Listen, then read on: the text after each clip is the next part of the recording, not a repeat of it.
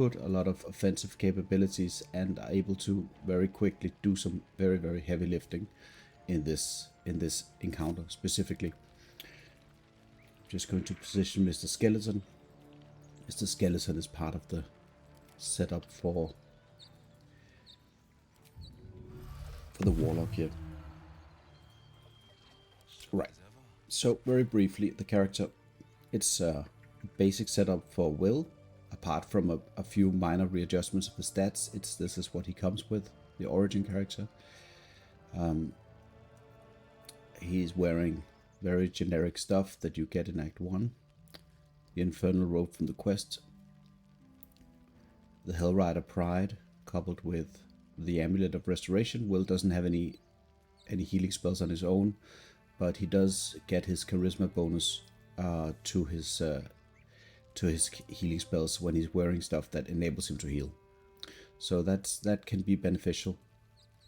So the whole combination with the idea with the Hellrider's Pride, and the healing is that you purchase yourself, you buy yourself a bit of more time with the bonus action to keep Zevlor alive. Hopefully, that's the idea here, which is a very common theme on all of my casters, that I want to try to capitalize on keeping Zevlor alive, and trying to very aggressively in the first couple of turns try to front load as much as possible to keep Zevlor alive, basically. The boots of speed, because the Wyll's bonus action is not going to be that valuable. Then he's wearing the Bow of Awareness, because he has a very low dexterity score. So regardless, I need all the help I can get. I will be not last in the initiative, but I will be relatively far down in the initiative order. Ring of Protection, Crusher's Ring. Other viable options might be the Whispering Promise, but using this ring, it takes a whole action to switch rings around, and the most important thing is to have mobility. You need to get to safety every turn, otherwise you are likely to be killed.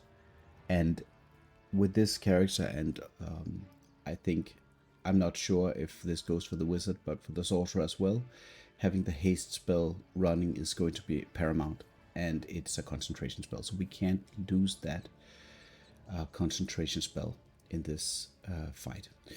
Then the adamantine shield from the forge for the critical strike immunity, and this is partly because Wyll does not have medium armor proficiency. He is going down a different route with the Warcaster feat, if we can find it. No, wait, he doesn't have the Warcaster feat just yet, so that's another thing, because the first feat increase was a charisma, and that is has to do with the fact that if Wyll can hit things, then he can kill things, and he bounces so much off his charisma modifier, it helps all of his abilities. So charisma is a very, very strong part of the Warlock for sure. And outside of that, the plan is to cast all of these buffs before going in, before starting the fight. Maybe not as much Blade Ward. I'm just going to go over this really quickly because I think it does matter quite a bit, particularly if you're doing this kind of challenge where you don't rely on other things than what the character can do. So, and there's something specific for the Warlock as well, but casting Mirror Image is a very strong spell. Even if it's a level 2 spell, that doesn't matter, because we are going to pop the short rest before clicking the horn, giving us all of our spell slots back. So basically, it's a free spell slot. Precasting the Mirror Image is great because it doesn't require concentration. Precasting the Fire Shield from the special armor here is not going to do much, because I don't intend on getting hit. I intend on keeping things at bay. That is the goal. But having the fire shield regardless is still valuable, because if you get hit, then that's going to be to help you out. And also, it's not a concentration spell again, and it's a free spell, so it's a no-brainer. Just buff whatever you've got there. The bless spell is from the Staff of Arcane Blessing. This is perhaps one of the best items in the game. not saying too much here, and that is because for the casters, this basically gives you a blessing, which gives you 1d4 saving throws and weapon attack rolls, but it also gives you plus 2d4 to spell attack rolls. And this little thing down here, and this is a concentration spell, but this part down here does not disappear once you buff something else, which means in the sequence that I'm doing things is that I'm buffing the 2 non-concentration spells, then I'm going to buff my Bless, and then my Haste spell, and then I'm going to hit my Short Rest in that order, and then I'm going to click the Warhorn. What happens then is that the Bless spell will disappear, giving way to the Haste, but the Mistra Blessing, which is the 2d4 spell hit, will still be there, basically making Wyll hit on every Eldritch Blast. And that is going to be a critical component in getting control of the fight early on. So I assume that within the first turn, regardless of the initiative order, I'm going to achieve probably fireballing the barrels. I'll have to see what the situation is. Getting rid of the immediate threat from the ogre throwing barrels down here. Some of the sappers will be running in and bombing the gate. I'll allow that. And then I'll be focusing down the spiders to keep Zevlor alive. Using my bonus action to mass healing word. It's going to be a lot of power in the first couple of turns. That's the intention. Having the skeleton, that can also be a zombie, and having a shovel is going to help me as well. Wyll is a fiend warlock, and also there is a subclass that I chose, which is not Pact of the Blade, it's Pact of the Tome. And Pact of the Tome gives you a number of things that are very strong. It gives you the haste spell, it gives you animate dead, and a couple of other things like call lightning as well, which is situational but very strong. It's very good to have. So it does give me a lot of very strong features. But that is the situation here, and I think I am going to buff and start the fight.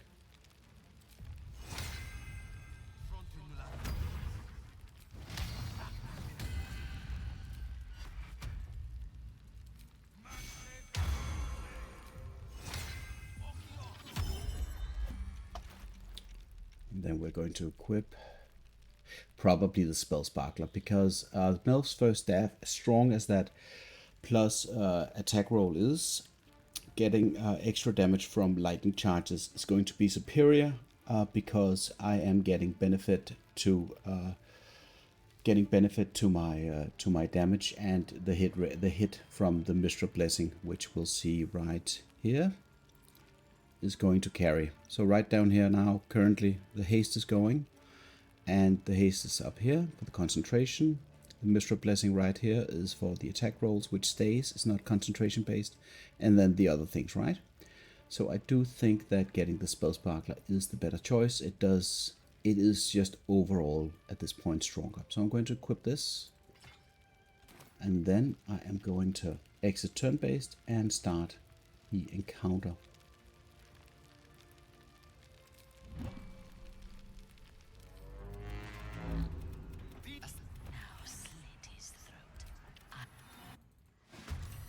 Okay, initiative 4. That's medium.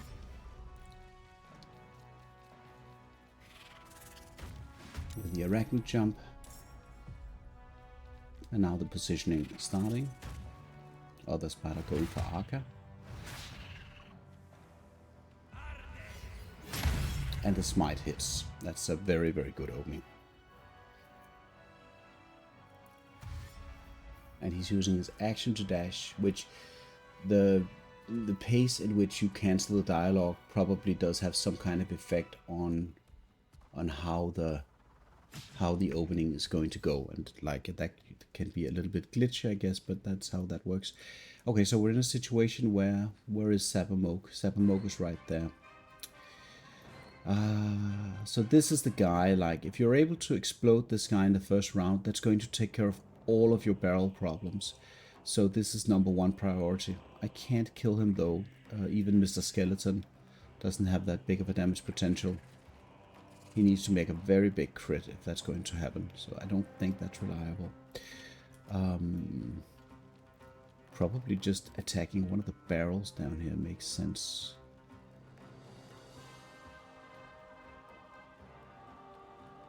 Or maybe I do want to get to Moke because that does open up for a possibility in one of the following turns. I'm not too big of a fan of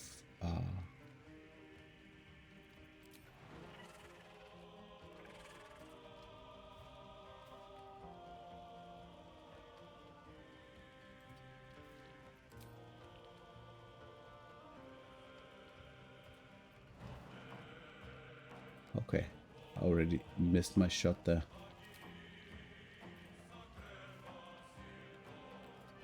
I guess we'll just see what happens. 7 damage.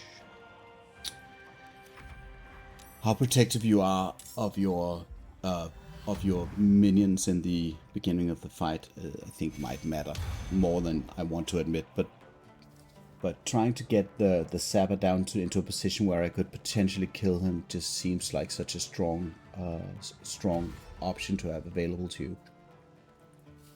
Because if this guy runs to a position where a lot of other people are, he's going to kill them. He's going to blow the gate on turn 2. So I could also, just because of the situation with this sword spider, I could go and blow up Sabamoke.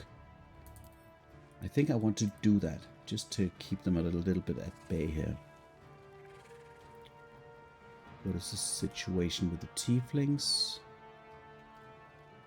Asherak is here. I can hit everybody with, and even if people have full hit points, this is still potentially valuable. But actually, no, not this turn. I'm going to go.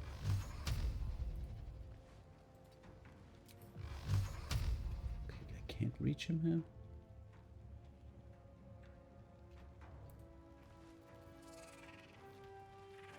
How do I get to this guy?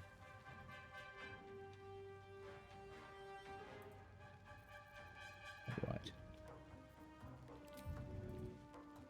Yes. Okay, click heals. No, wait. Let's kill the spider first.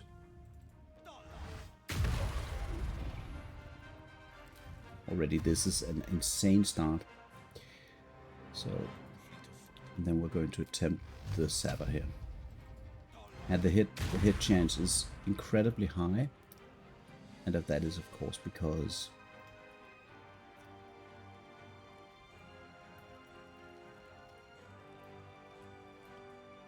and this is where normally you want to go. I'm going to go to this position here. The placement in this fight is very, very important because so many things can happen so quickly. Like the Minthara can Misty Step and whole person you, and that can be like a run, and so many things can happen. So the positioning is very important. Yeah, and now they're shooting Mr. Skeleton, which is not very advantageous.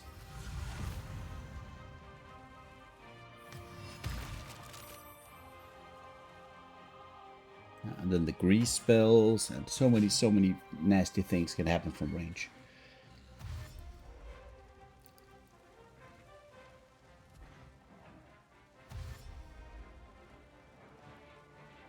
I can actually prevent all of the goblins from even entering the compound, which I think is going to be the best option in this case.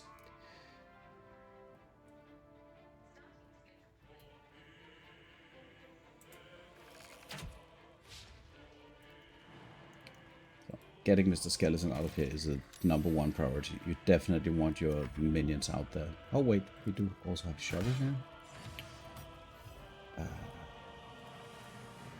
Let's just put shovel into play.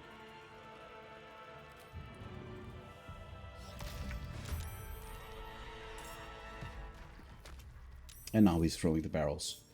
So that's going to be food for thought for the next turn. If we're going to either kill the spider or kill the Ogre Brood, or kill the barrels, destroy the barrels, or getting the sappers. Need to make a choice on what to do.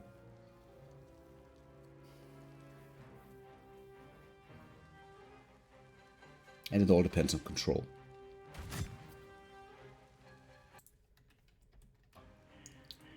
Righto.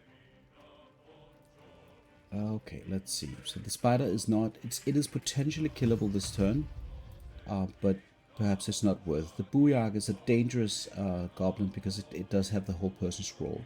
Trying to knock these two guys off down there is going to be, I think, a pretty good option if I can get that to work.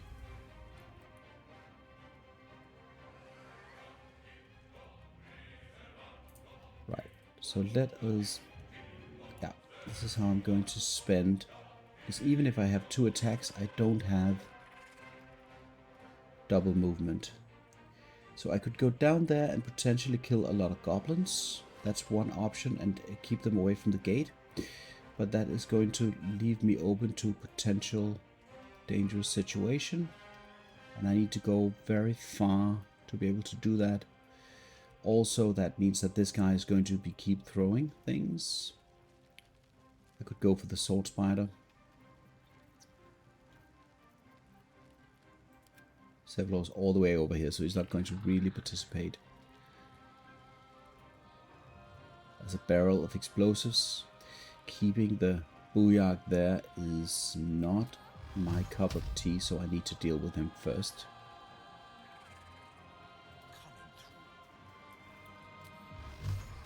Let's see if I can get a clean shot on the warrior.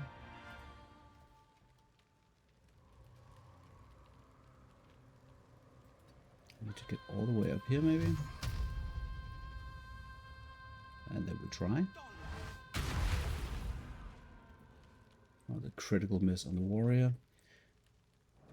And then there's one more action. Okay, so I did forget to refresh my warlock spells. So that means I do not have access to the fireballs. That is not optimal. So that does change the game plan a slight bit here. Still be okay, but the gate is going to go down, and that cannot be prevented.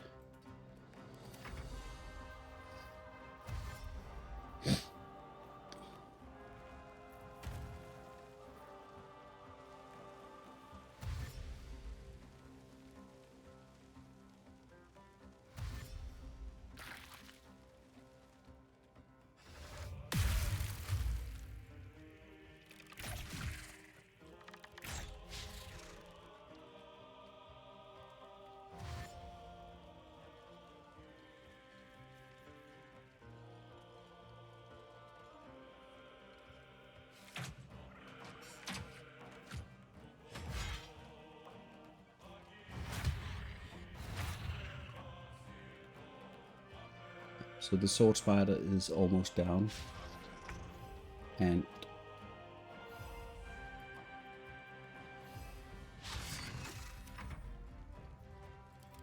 actually trying to cancel out the shield here. Okay.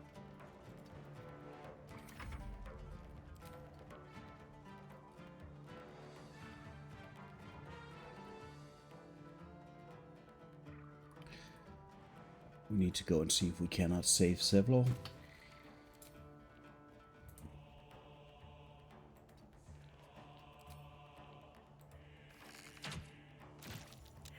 There we go. Sevlor's back. And he uses his crossbow. So now more barrels are going to come up.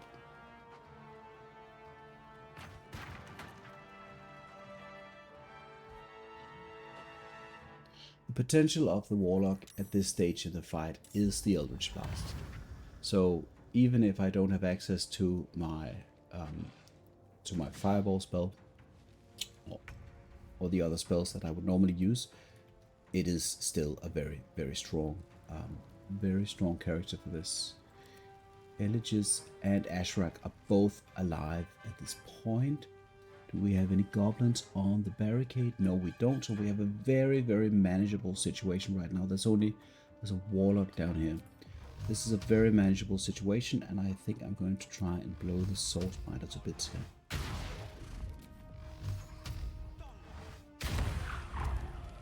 Hitting is a real thing. And I think actually preemptively I want to just being in this position with the oil barrel and the bonfire is not something you want to toy around with. So I am going to cast this and then move this way to semi-safety. Let's see, I think the spider will still beeline me.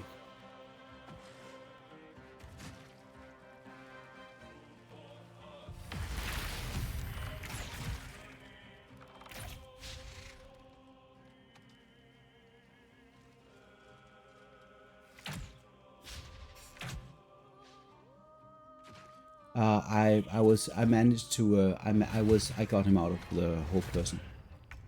My skeleton killed the booyak that had the concentration on him. So in this situation, I think I'm going to just roll the dice on the spider.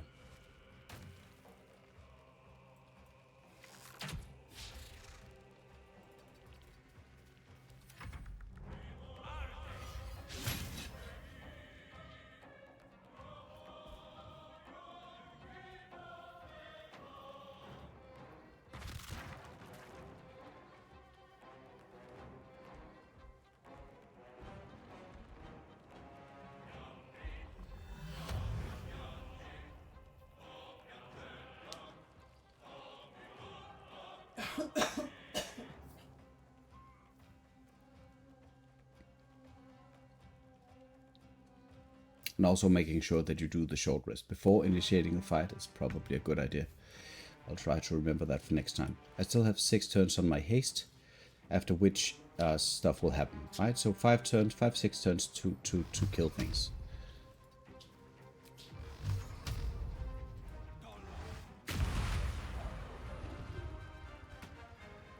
At this point, this is all about maximizing the damage. Minthara will do her Misty Step at some point and attempt the whole person. But before that happens, we want to capitalize on the situation. So trying to kill as many things as humanly possible before that. And making sure that we kill things and not only hit them. Because she will heal them.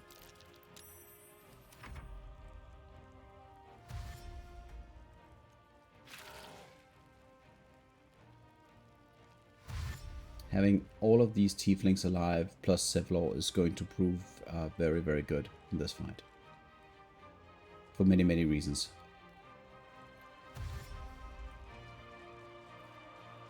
Having 2 turns of blasting on Minthara is going to be preferable. So if I can get to do that, just nuke her, that's what I'm going to attempt. Killing Minthara will effectively end the fight.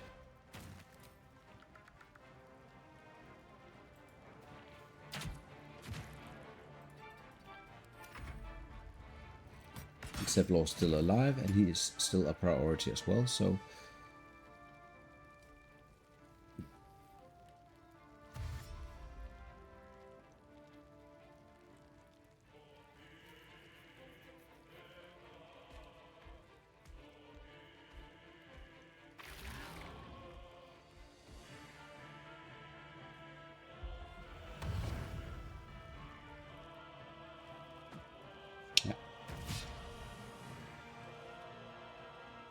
Now she's getting into a position to be blasted, which she will be. And I'm going to knock her back as well with the Eldritch Blast, so hopefully that's going to... We just want to not stand in the grease.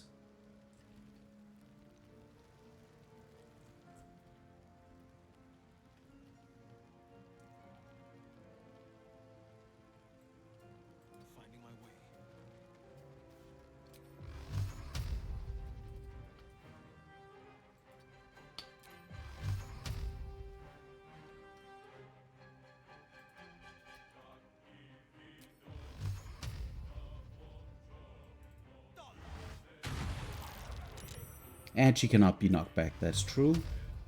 But look at the damage. And so she needs to kind of...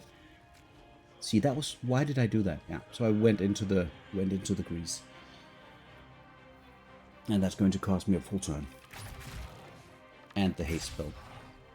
So that is definitely not very good. Let's see if we can't manage anyway.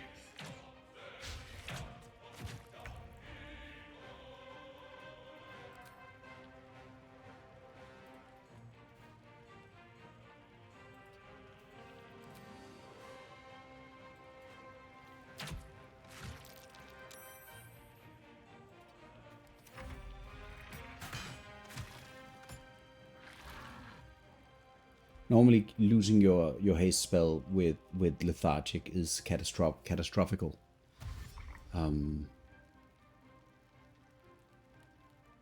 But in this particular case, I hope we can manage. And it looks like the... Yes, and she'll lay on hands.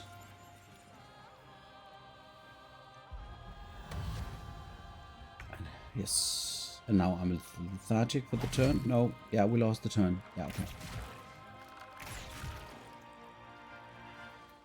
Having all of those tieflings assist at this point is something I've never tried, so that really does make a huge difference.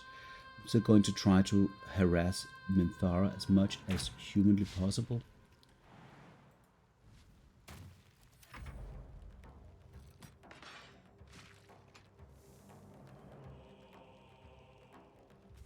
And I'm going to stay by Zevlor to try and see if we can't maximize on that power right there. Yeah, and she's used her 2 lay on hands charges, or all of her lay on hands charges, but she still has her spell slots. Alright, now she moved in, so I am not going to be able to deal with it. Do I want to change items around in any way? I do have the Pearl Power Amulet, which will enable me to recover a level 3 spell. So perhaps that could be interesting.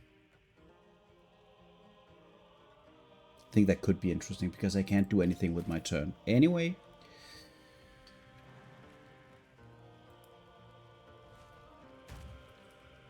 And then the reposition.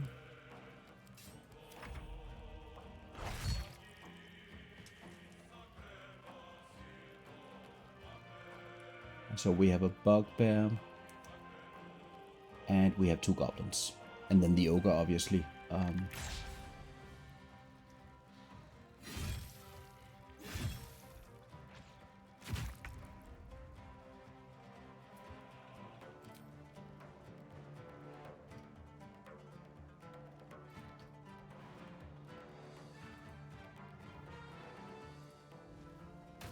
Oh, that was the grease. Oh, that was just the oil.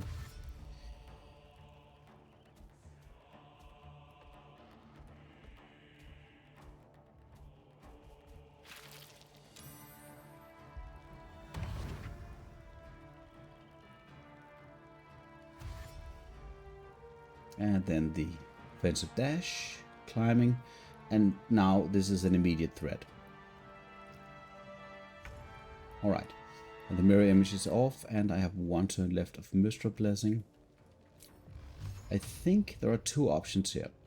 One option is to aggressively go... I could go for the Call Lightning. She doesn't have any charges left on, so she will attempt her whole person next turn. That is a guarantee. So what I can do 2 things really. I can either pop the scratch, pop the familiar, to enable me to use the help action. I can attempt to click heals. I cannot blast her down, but I can attack the bugbear and give her damage, but she'll still be going for me. So probably getting scratch out is the right choice here. That's what my gut feeling is telling me.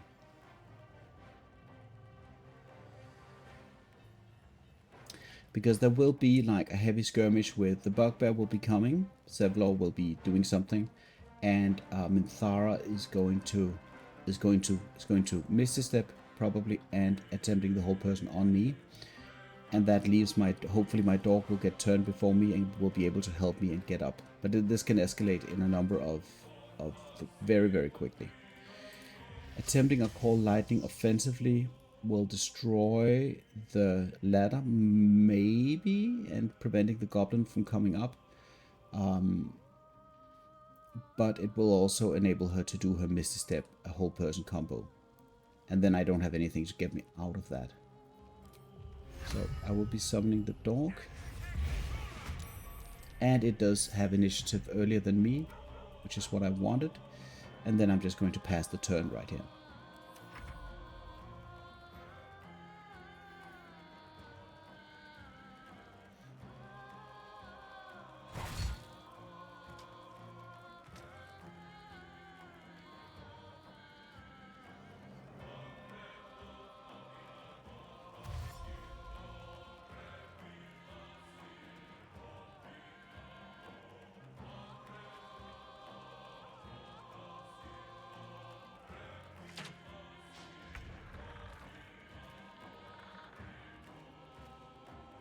And we still have Mr. Skeleton. Why doesn't he just jump?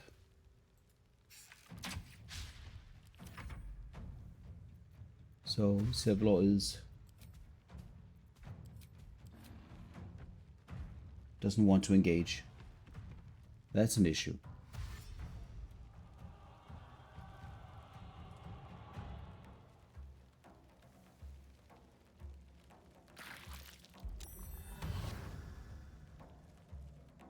Okay.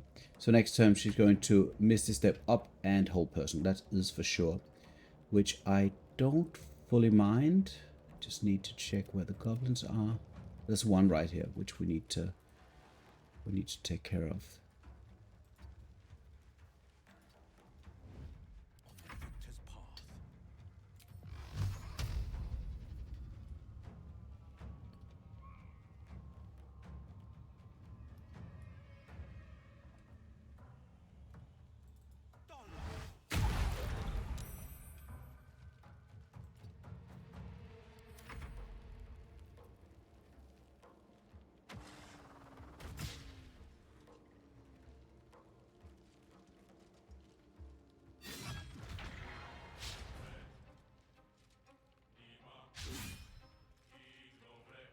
So Sevlor with the successful Searing Smite. And now the Ogre Brood is entering the fray.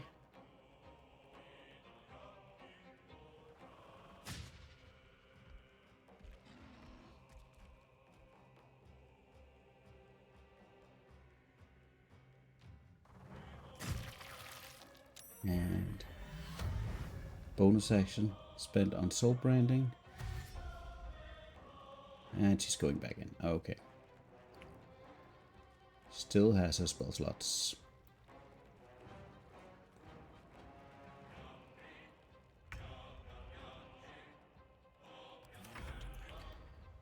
And so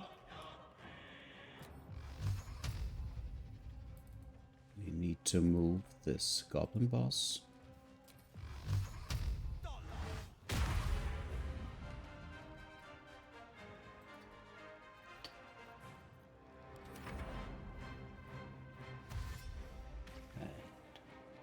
Bugbear is coming in, which is fine. Deal with the bugbear. Sevlor is now throwing stuff back at the brood. And he's probably going to die this turn. Hopefully not, but I'm expecting him to.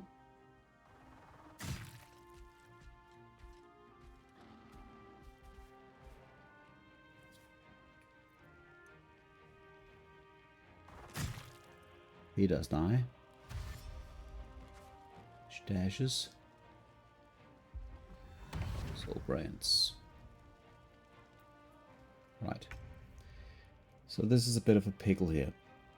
The dog is probably not going to be able to save me.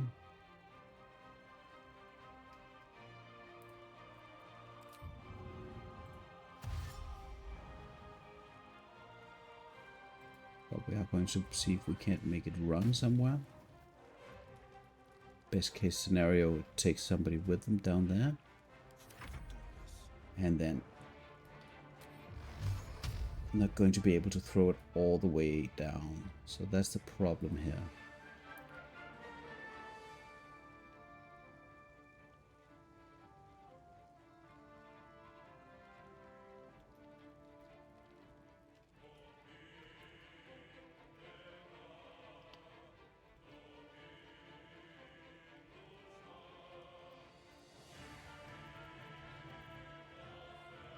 Contemplating two things. I'm contemplating trying to escape and drag out the fight, but the misstep is going. The misstep whole person is going to come next turn, regardless of what I do. In which case, I should probably have left the fire shield open. Anyway, I could kill the bugbear and then spend.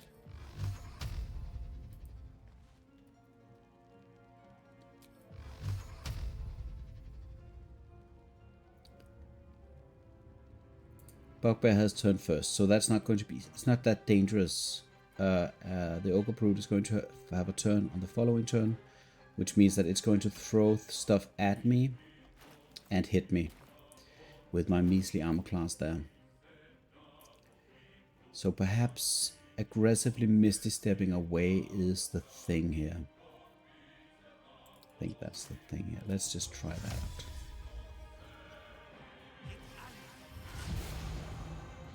Let's see if I can't get away with this.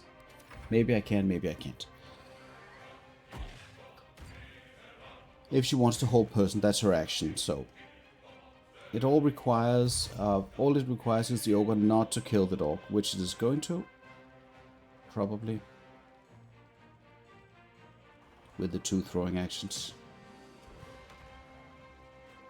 And then it's proned, and there's the whole person. And I save. But the situation here, right? Let's. Okay, so that's a problem, right? Because there's the attack of opportunity. So probably that would be the game over, no matter what. But the idea is that if you're able to, you're being help person, right? But even if that happens, Scratch can still use his help action to get you out of that whole person.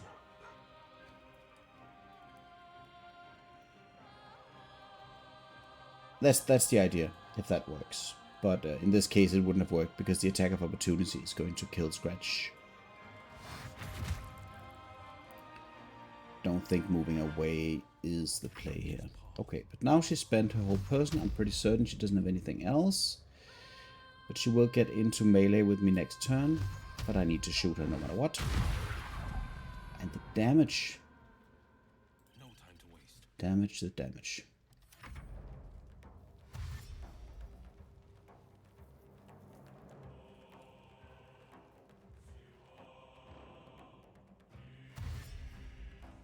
But many things, when you play these encounters, like many things go wrong, like small things, like important things, but small things. For instance, Scratch and Wyll had a shared initiative, and I decided to use Scratch turn first and then just end it, rather than waiting to see if the knockback from the Eldritch Blast wouldn't disable the attack of opportunity, because yeah. So that was very, very dumb, and that's just a fact. Right, so going blast here is going to be a little bit stupid. I'm going to just use my core lightning here, because that is certain damage, and with the Call of the Week, probably enough to deal with it. So what do we have left now? We have a bugbear that's hiding in the bushes. Yeah. So major mistake on not using the short rest. Like that cannot be overstated.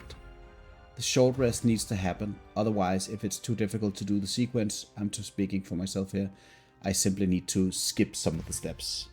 Because having like 5 steps before you initiate the fight is going to potentially make you make one mistake that's going to be very costly. And not having 2 level 3 spells is extremely costly.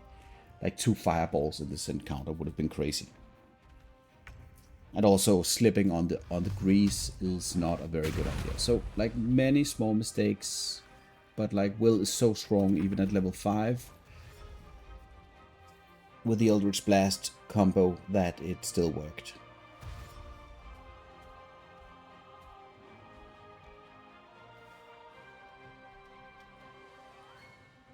Okay, now we're taking a few hits here. Potentially losing concentration. Wow. Pretty good job, Wyll, there. Okay. So, at this point, I am going to just fall back a little bit. Use my restoration. And...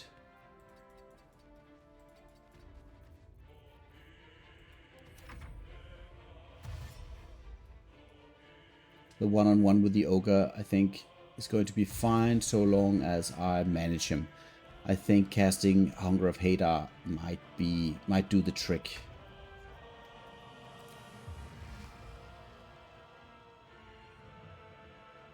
I just hope that he doesn't move out of it.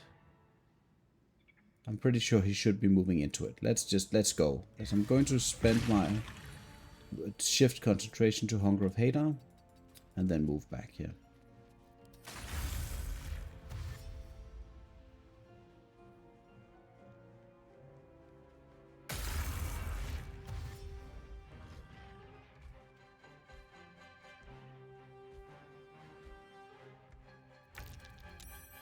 Okay.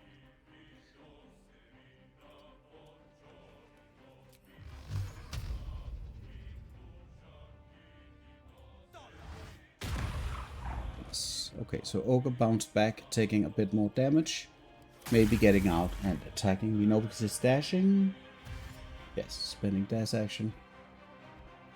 So this was a little bit overkill. Like, I mean, I could have probably used better spells for this.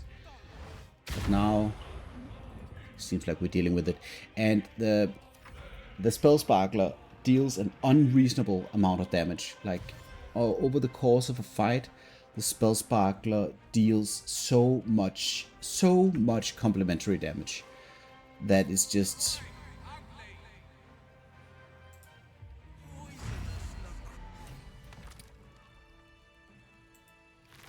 All right. Okay. Couple of comments. Don't fuck up your precasting sequence. Never do that. Make sure that you have what you need. Like the arcane, the Mistral Blessing is very key to getting the first rounds to work. If you're a haste lover like me, having haste is insane for the first couple of rounds, and then probably I think the Spell Sparkler is the better choice because this applies. What?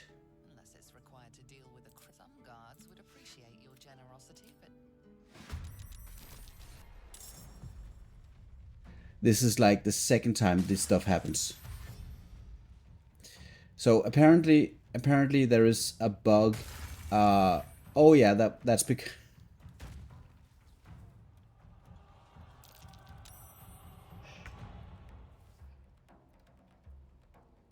they're temporarily hostile. I'm just going to see if I can't make a break for it.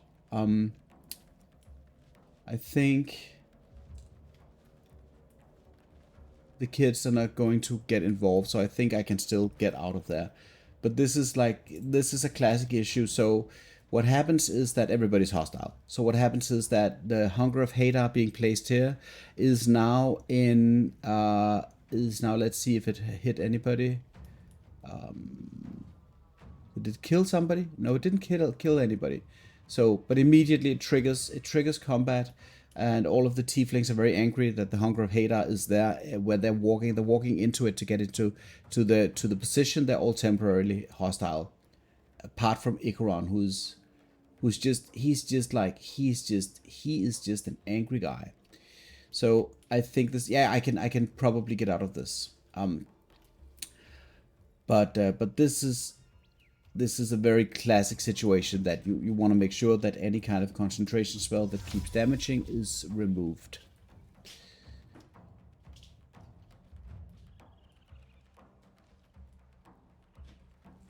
Don't know if I can miss a step down there. It's probably...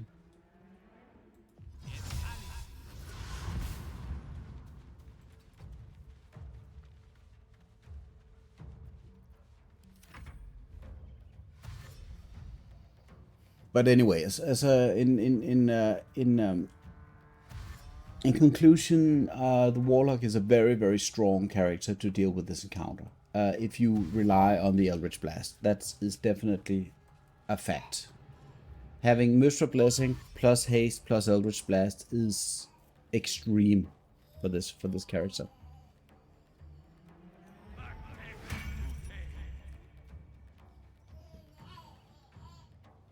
I think the temporarily hostile is going to be permanent if you don't get away within. It needs to be quickly.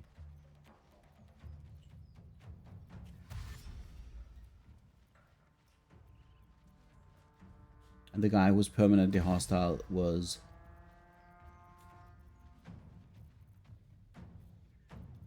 is out of combat.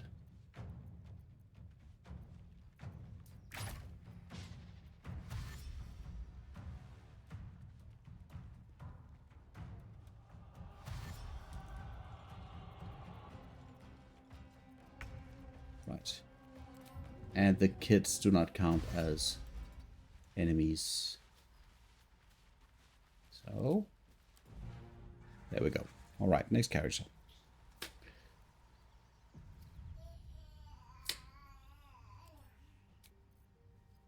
And we're choosing Gale.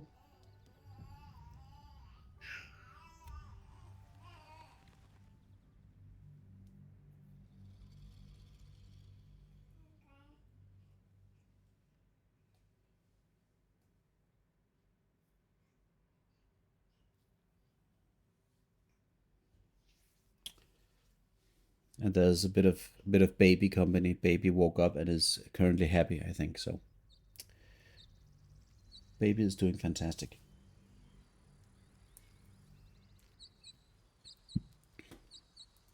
Very well.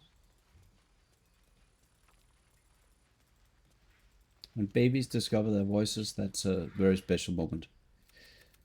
All right.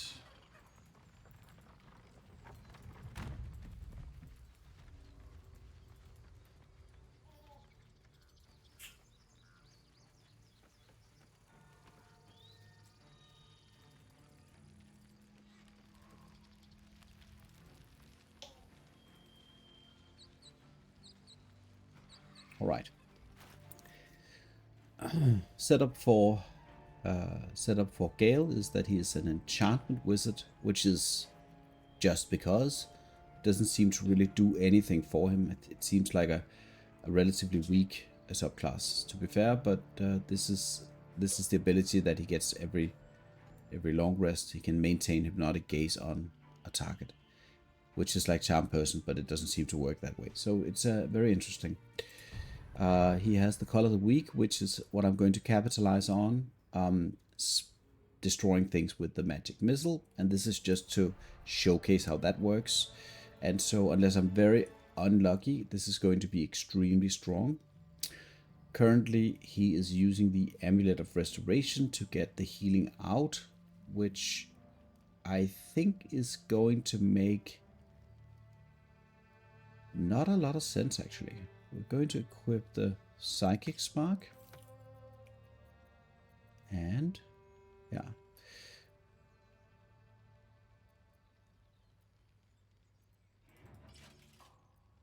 Yeah, this is the setup that we're going to run, for sure. No doubt. So, the Haste Helm for momentum in the beginning. The Protective Sparks Wall for benefit from lightning charges and spell DC. Braces of Defense for extra armor without being armored and not wearing a shield. Disintegrating Nightwalkers? Probably not. Boots of Speed. The Dual Wielder Feat, which adds armor class, but also enables you to dual wield staves, for instance. Staves, and so the Spell Sparkler, which is very good for the magic missile combination along with the Falar Louvre.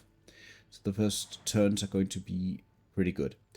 The Bow of Awareness is for the initiative, which we hope to win.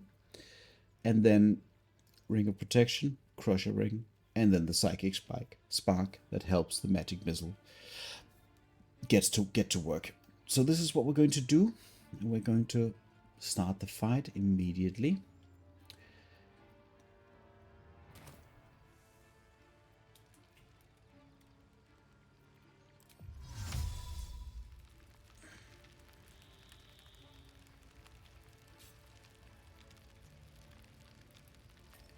I'm going to precast the haste here, I think. Yeah. Casting the jump spell here. Jump is just an invaluable spell as it doesn't require concentration, it's free. Everything about it is just very, very good.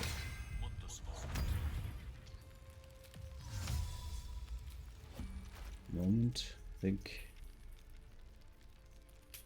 Still benefit from this. To get my spell back.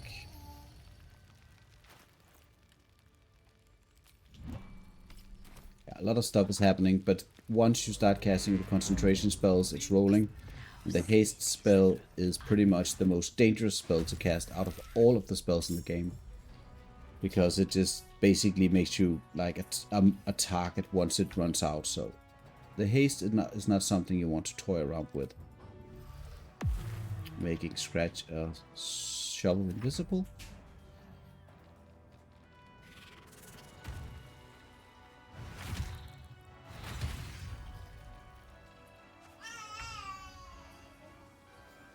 Alright.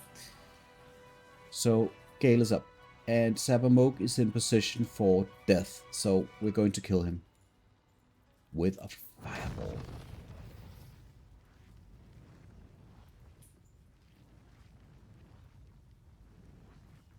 Is this really the play here? Fireball on the sword spider and the warrior. This is definitely the play. Let's go.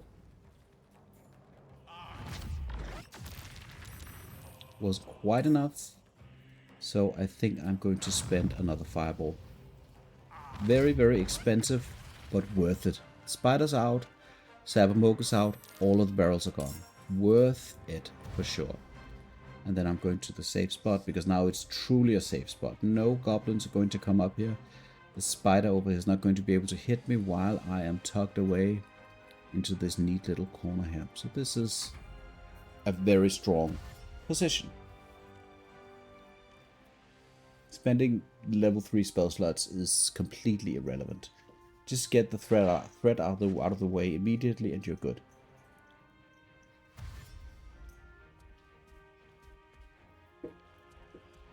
Killing Sabamoke is just one of the strongest actions at all in this fight, in the first round. It's non-comparable to anything else you could do.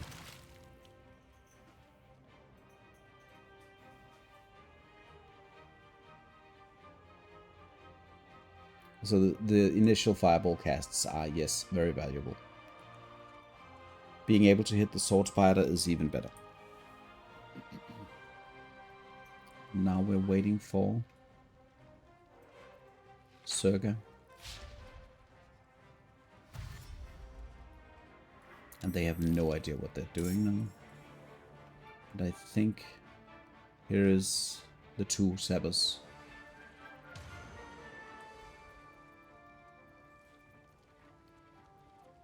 The Saber have turn here, so the Sabers are going to come in a moment.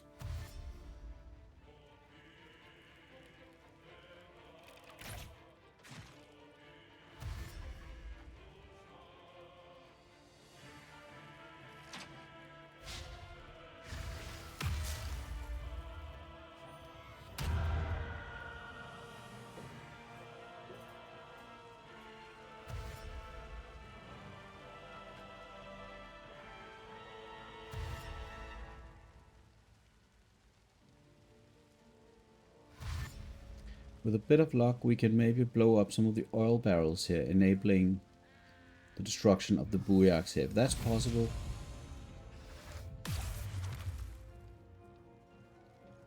Right.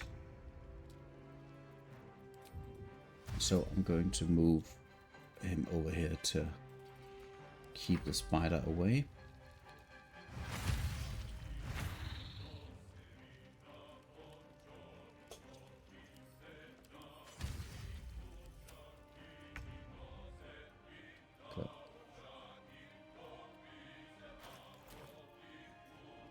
So I guess destroying the Saber Dextor here is going to trigger...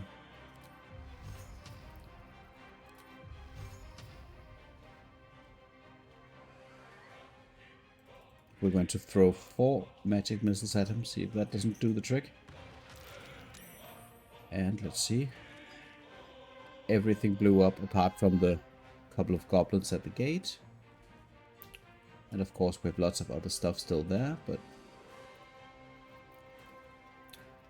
And that means the other action is going to be spent on triggering the Falar Aloof, which I will lead in the following turn. I'm going to use the Shriek, which enables my magic missiles to deal more damage.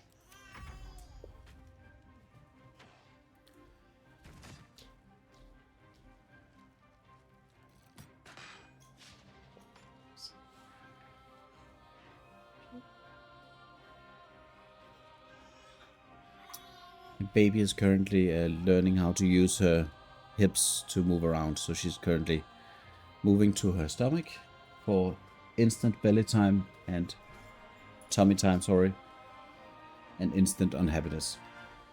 Sometimes.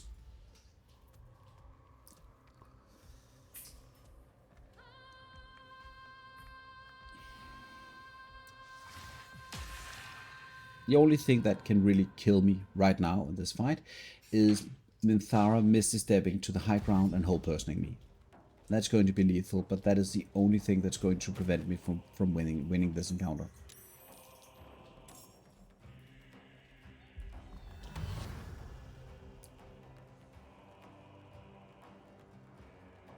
At this point.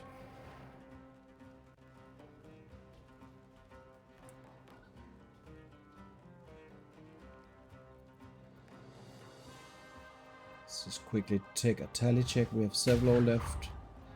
And we have Eleges left. The remaining tieflings have been killed.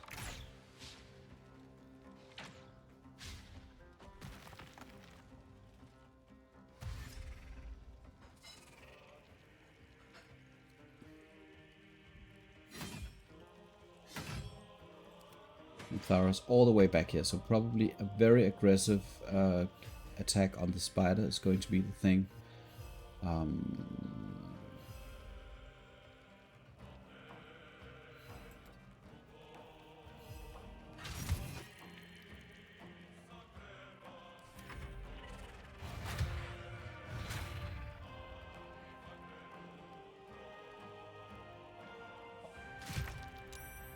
Okay.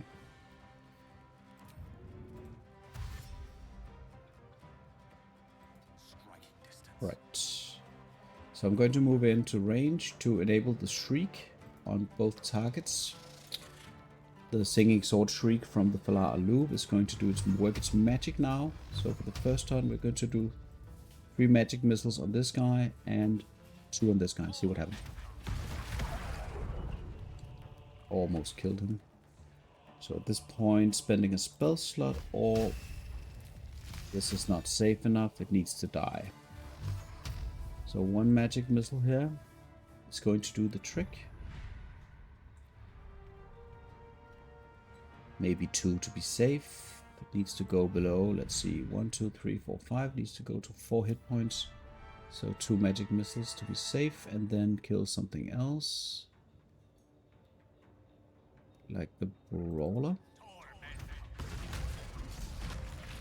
See, all of the damage dealt to the sword spider was enough to kill it 2 times over, like at that point. So it's very difficult to administer the value that you're really getting here. But it is absolutely insane.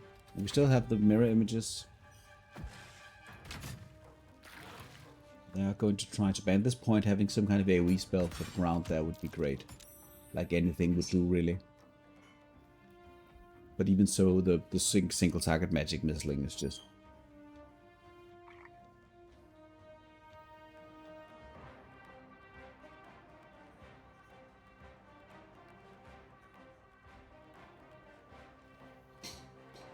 Circus seems to have a lot of coding issues. Like there was another encounter where he was also very inactive. I'm not quite sure what's going on there.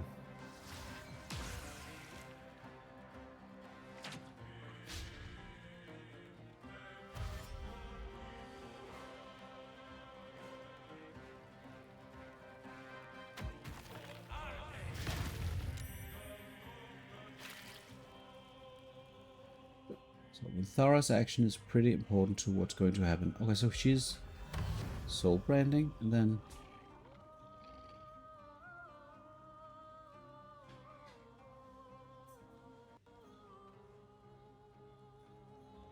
second the gate doesn't go down, the goblins just go into complete disarray. Wow.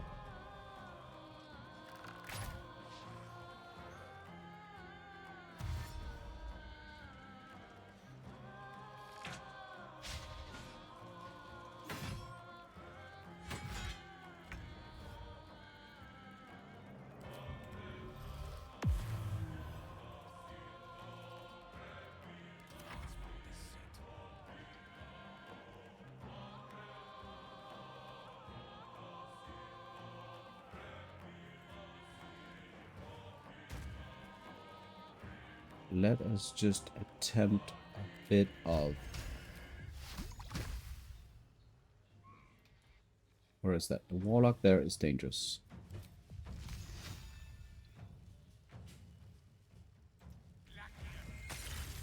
Thank God.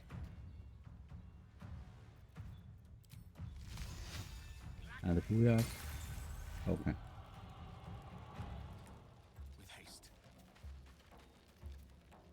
Having mobility is key. Like, the more you can move around, the better. And right now, it's simply a resource question. How many things can we destroy before they get in?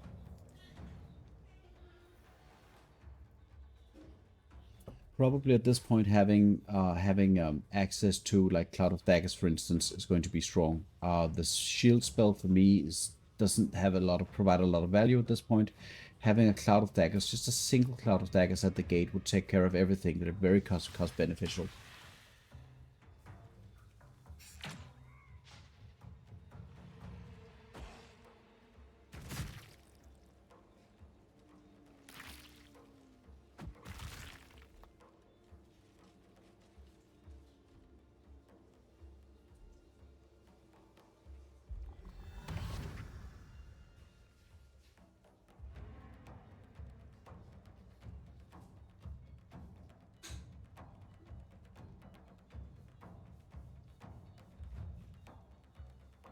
Everything is just stalling.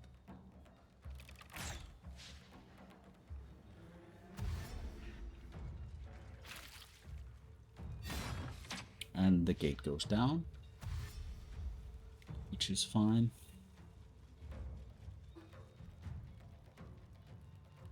Still have 4 turns on the jump, so we can, and 3 turns on the Falar loop, so we can still make life really, really bad for these guys.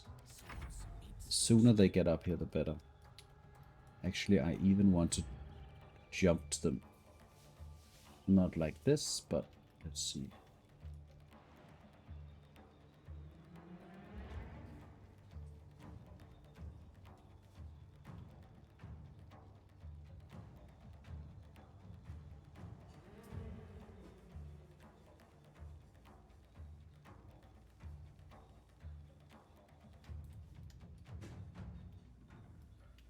Probably just waiting 1 turn is better.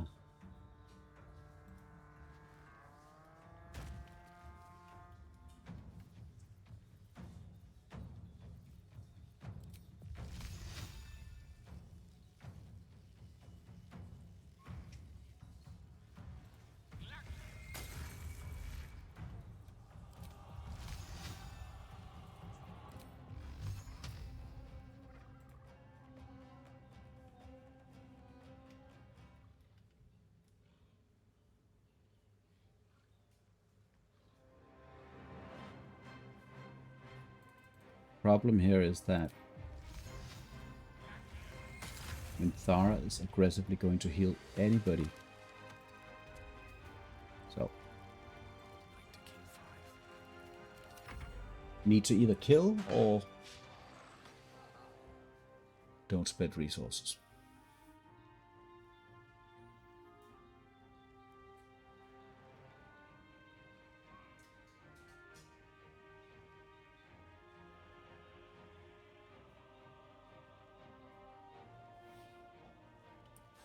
Circa is stuck in an endless loop of nothing.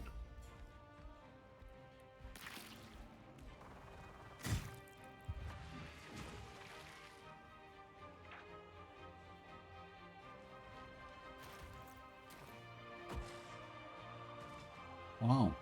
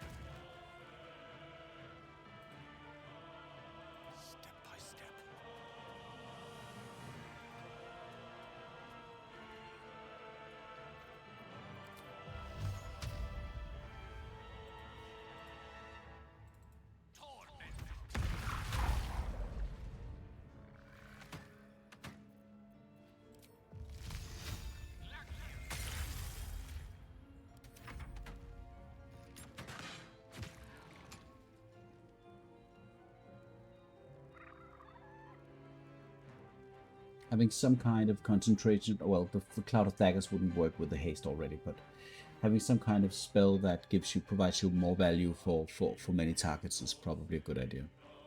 The fireball spamming was very expensive, but I still prefer it vastly to the chaos of a million goblins on the ramparts.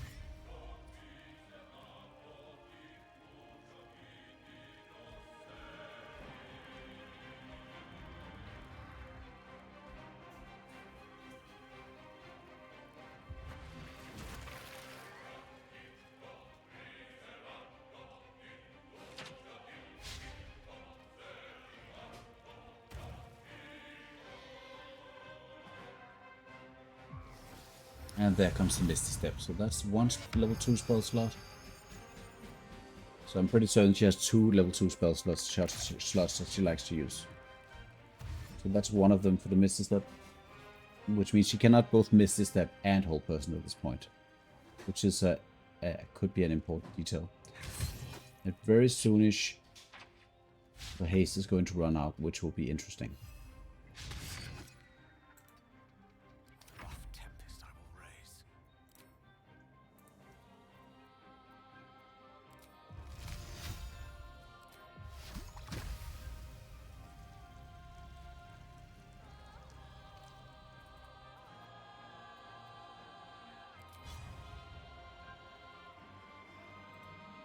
Actually, the melee here.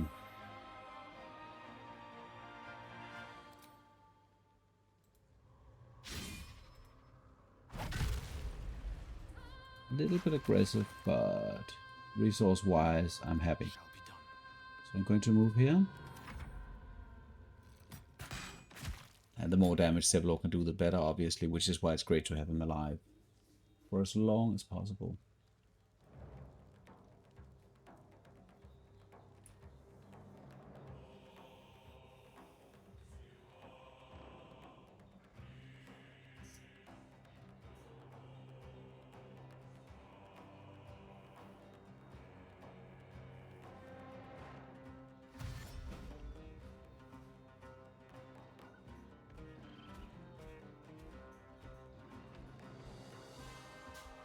So right now, contemplating if I should destroy the ogre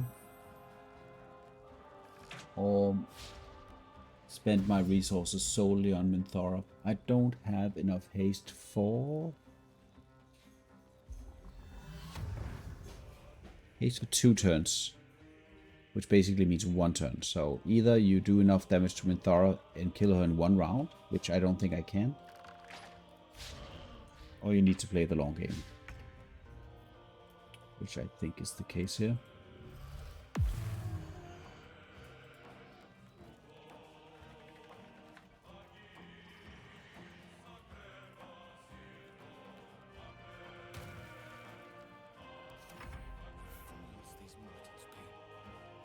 So next turn we have the lethargic, and I don't want to be in range of a misty step for that.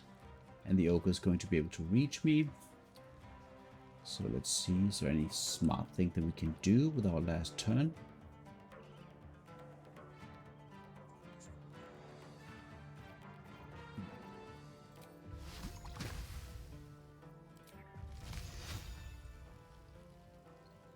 Probably this is the best we can do.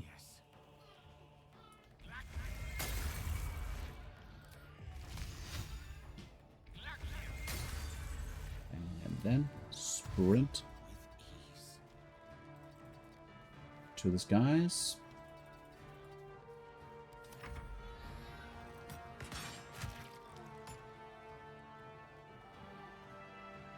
And Sevlor still putting the hurt on them. I mean, it's obviously this encounter is very random in how much some elements, NPCs or whatever, how much that can do in the fight, which is a very unreliable resource. But having the tieflings alive and killing the goblins obviously is extremely good, because one of the problems that you have in solo is that you're alone.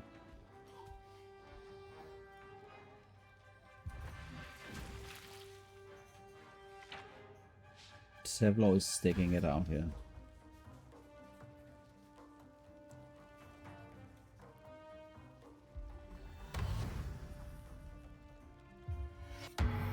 And lay on hands, spending all of her resources outside of the gate.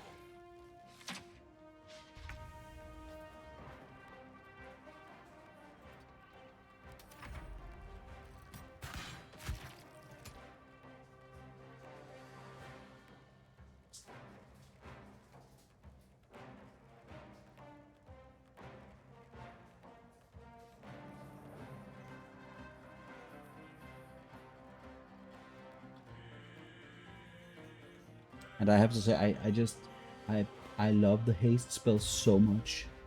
I mean, I dislike the haste potions, but I love the haste spell because its benefit is so obvious and the consequences are so tangible.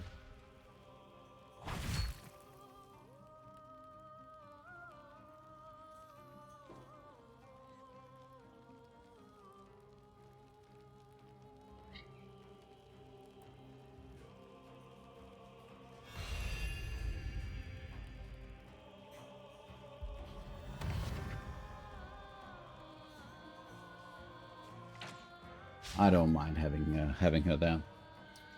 Not one bit. So where is the ogre? Oh, the ogre is all the way over there.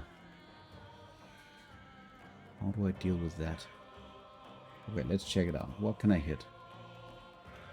Can I get to this position over here and harass? Nope. Mithara, no bugbear, and ogre seems to be the fight. And I need to participate.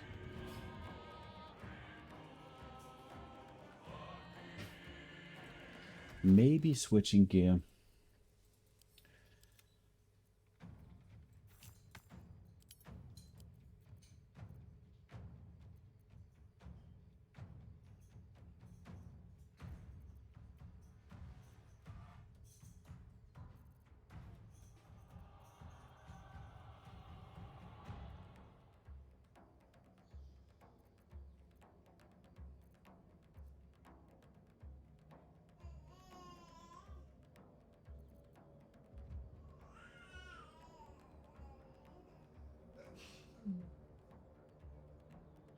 Question is it possible at this point to save?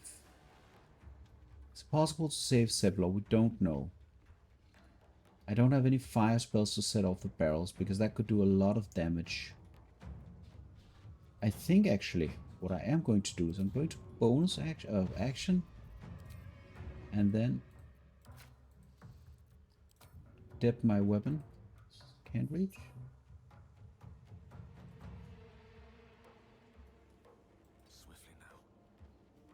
Hope this works. Let's tip the scales. And then I just need to contemplate. The bugbear can hit me, the ogre brute can go for me. So if I go, I don't think they're going to be doing any kind of fire spells. So here should be okay, sitting here.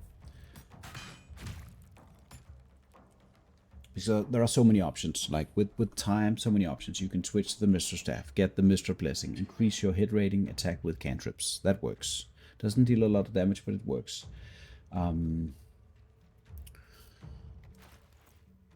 There's the option of switching to the Gloves of Archery, coupled with the Caustic Band and the Titan String Bow. With 16 decks, that's still going to work. You can equip the Club of Hellgiant Strength and become an archer. So that's an option.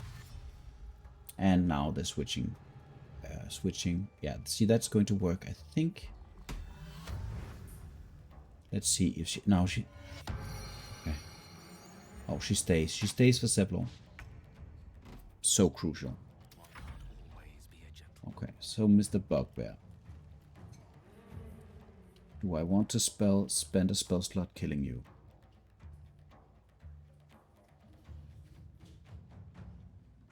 How important is this? Do I want to kill you? The ogre is going to take out Zebulon next turn. That cannot be helped.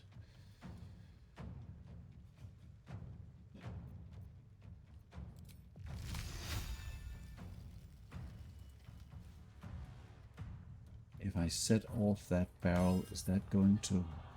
That is probably worth it. Let's see if even if it doesn't work, then we've tried it. Oh, that was just outside of the range. Okay, fair enough.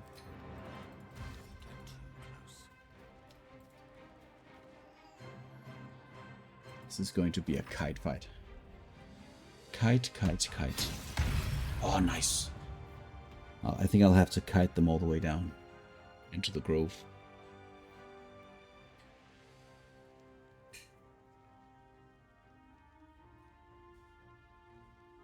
And another thing, with Wyll, for instance, I never called the ogres. I never used the ogre horn.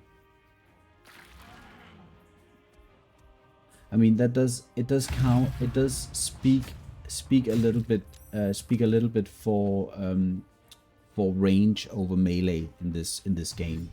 That range is superior to melee in so many cases, because the ranger was also very fortunate. Obviously, the rogue didn't make it. The Arcane Trickster rogue was not strong enough for this, but the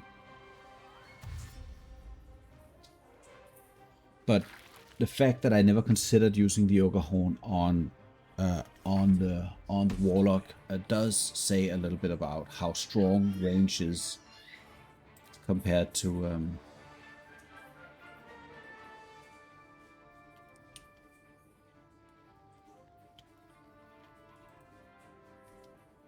actually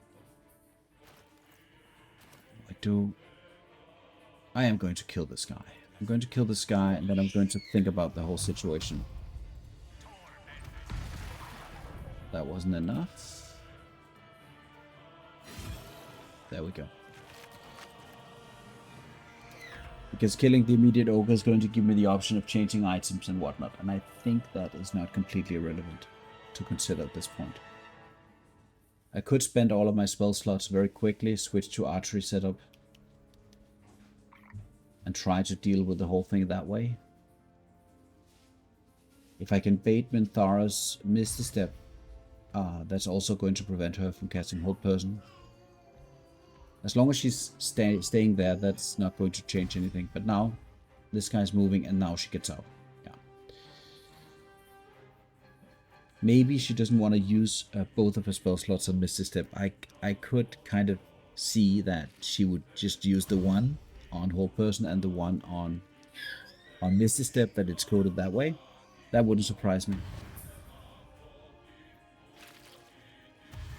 She still doesn't move.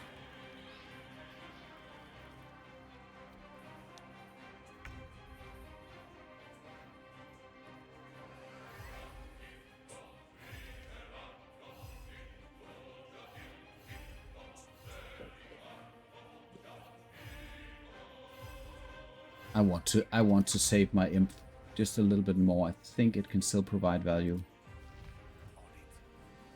Yeah, this is what I wanted. Because now He's slowed.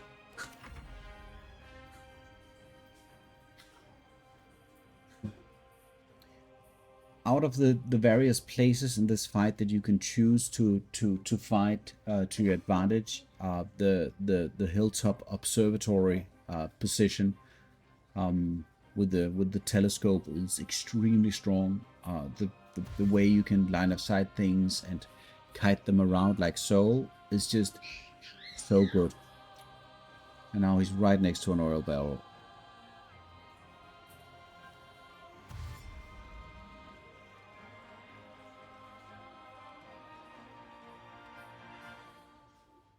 I genuinely think that this is maybe the strongest position in this fight. I mean, you could argue that it's a very dangerous place to be. It is, but it's also the value that you get from your turns is just superior. And yeah, the defensive value is very, very good. Look, 2 targets. Let us see if we still... No, we do not have any more fire spells. That's unfortunate. So we'll just have to deal with it the old-fashioned way.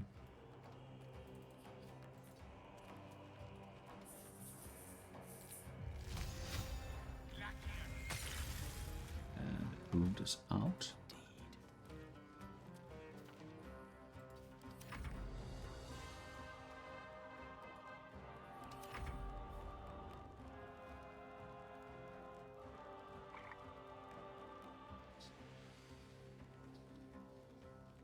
It's not my intention to abuse the mechanics of the game, so the Surga thing and also Minthara staying in her position is just part of the fight. It seems like these things happen at random. Sometimes the pathing is going to...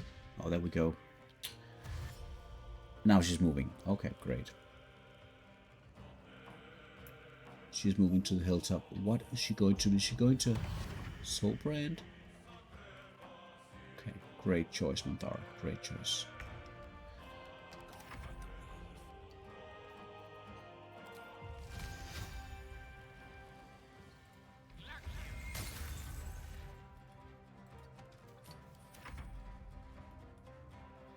I think having the Firebolt cantrip was worth considering.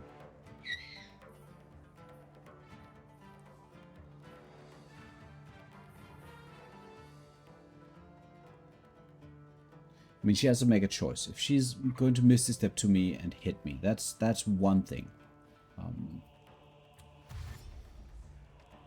If she casts her whole person on me, that's another thing. And at that point, I want the dog to be there.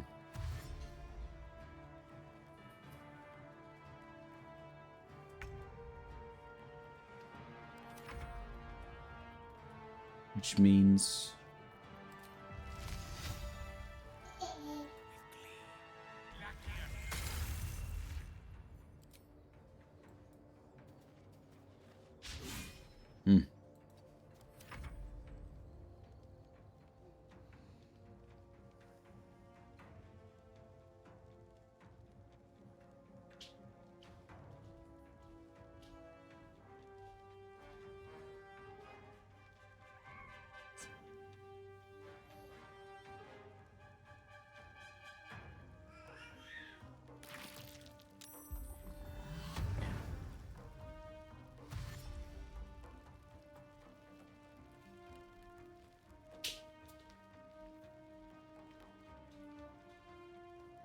Alright, so I think this could potentially happen within one turn.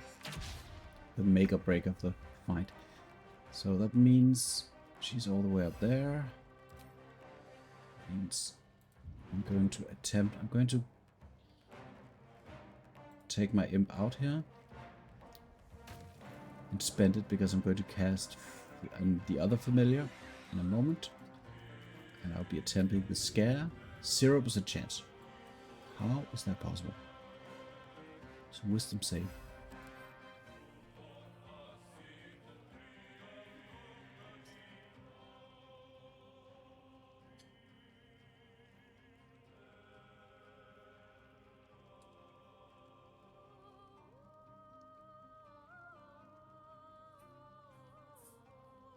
Okay, so it has to be reliant on the fact that her save is so high and that the wisdom of Scratch is Shovel is so low, so therefore it will never work. Regardless, I'm revealing myself. And then for the last turn of this bit of shenanigans.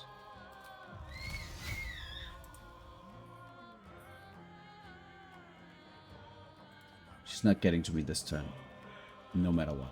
So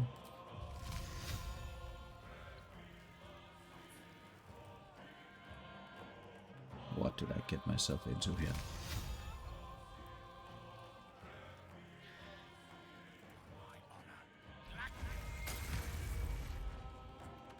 All right. Moving all the way down here.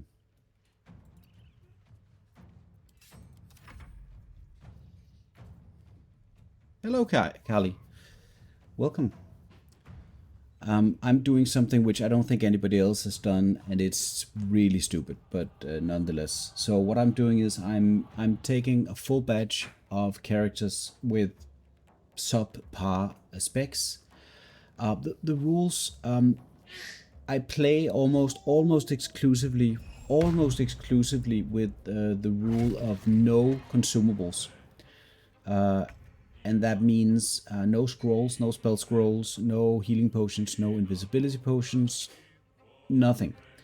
Apart from a couple of quest items that gives me XP and a couple of items that are thematic to the character. For instance, Astarion gets +2 strength in the Moonrise Towers from the potion, and I allow for that because it's part of the origin story.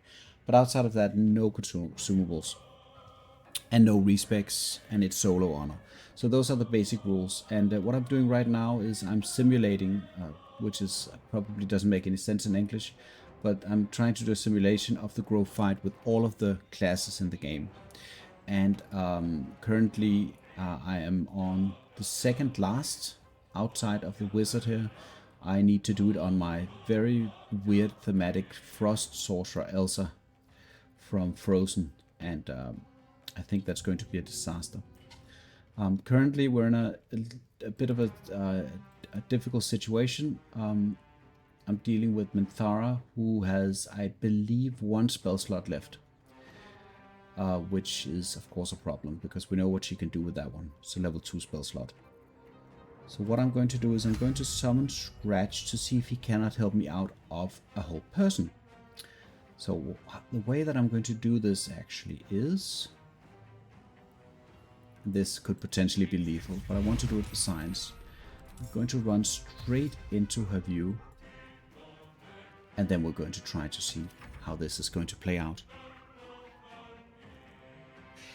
Figuring it out makes sense. I mean, I've played through the game several times. I know almost all there is to know about Act 1, but I keep getting surprised. So, but what I want to do is I want to do some of those fights that I think a lot of people struggle a little bit with. For instance, the Grim fight. I did the Corker fight with Corker and all her friends. The Grove defense solo. What else is there? Yeah, so a lot of the fights, I want to do those, and I want to do those in sequence, and then talk about what works and what doesn't work. So that's the intention of this. I have no idea what's going to happen here, but I need to go in and try and blow her out of the water. I do have my volatile shield, so I'm kind of willing to just go in there and just do the damage.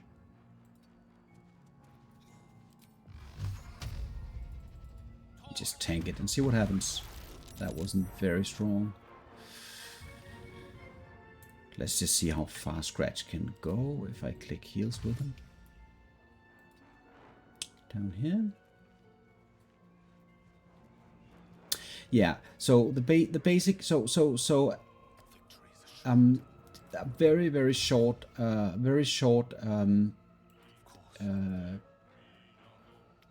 a very short explanation on where I am with the challenge that I set for myself originally, is that I practically defeated the game using no consumables. I had a minor mistake on the Orange fight where I didn't know exactly how one of her mechanics worked, and that was a little bit embarrassing. And that ended the run. But the character, my warlock at that point, was so strong that I've had people telling me they wouldn't be surprised if it was not going to be a problem to defeat the Nether Brain. Oh no, is she going to push me? Oh shit. Doesn't seem like she wants to go the...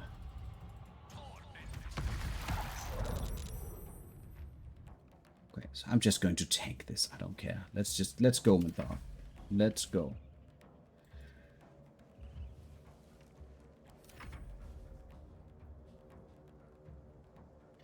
So I wouldn't say that I can't say that I finished the game with my rule set, but I was so close. And then I had another run that because what seems to be the major roadblock with this rule set is the Merkel fight in Act 2. Yeah, Bald's edict happened. That's exactly what happened. And you know, I had a lot of people in chat telling me, "Oh, do this and that," and I wasn't listening. So it was so much my own fault that it's horrible. So do I want to spend a turn blade warding?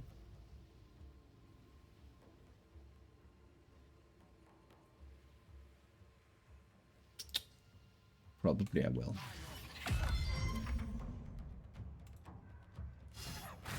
Oh, so strong stretch. Come on.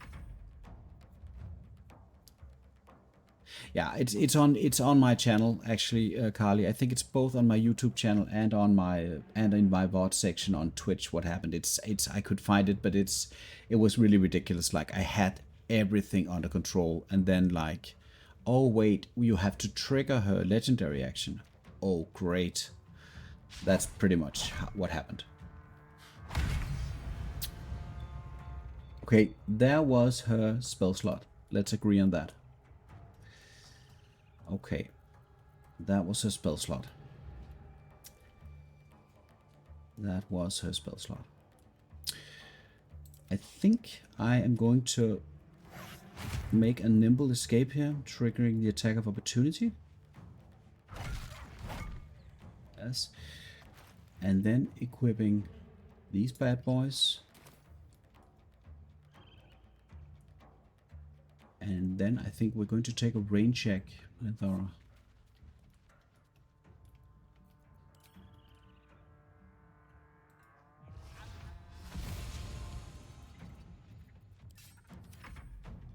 Merkel is the biggest hurdle, and one thing, and this is kind of the, for me, the end game of what I'm doing here, because I'm doing this with all of the characters. The characters that die along the way to the encounters are then, you know, I throw those out of the equation, and then I just carry on with the characters that live. And some classes I'm very familiar with, and some classes I am not 100% familiar with. So it is also a bit of a test for me that, like, for instance, I was really messing up the druid. Like, it's an extremely strong class, and I was still messing it up. But yeah, Merkel, if I can get to Merkel with like a handful of characters, I think that's going to be fun for me. That's my dream. Oh, dream. That's my plan, I would say. Okay, can I... Okay, let's agree that Minthara is not going to... She has no spells left. I'm just going to check the radiant damage on this one. 68 radiant. That's a critical hit. This looks a little bit like a level 1 spell slot.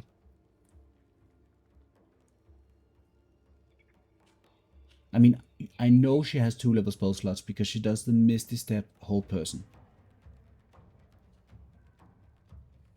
Exactly. So it has to, you know, sometimes it has to go wrong. For instance, like the Bard that I was playing or am playing is a Valor Bard, which is like the Sword Bard is an extremely strong subclass, and the Valor Bard is not as strong, to say the least.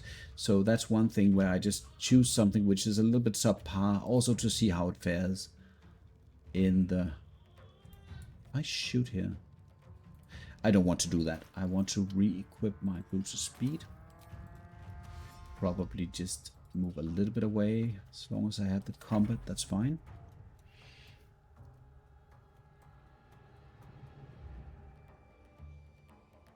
What I did discover up until this point is that range, and this is probably not like a very big secret, like, but ranged characters seem to fare better in many encounters.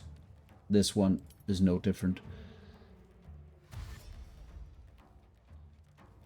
The ranger was extremely strong with the hunter subclass. Oh no, the beastmaster subclass, and the warlock was strong. Like almost all of the range classes, apart from the thief or the arcane trickster, was performing really well. As the melee classes had more problems. Okay, so the question is, she's going to be on my toes in a moment, and it seems a little bit like the goblin NPCs are not really getting in there. She needs one hit. I still have my arcane recovery only outside of combat. Yeah, the Gloomstalker Assassin. I haven't played that, but I'm very familiar with the power of the Gloomstalker Assassin. I think I'm going to do the switch around here to get access to the Titan String Bow. Or am I?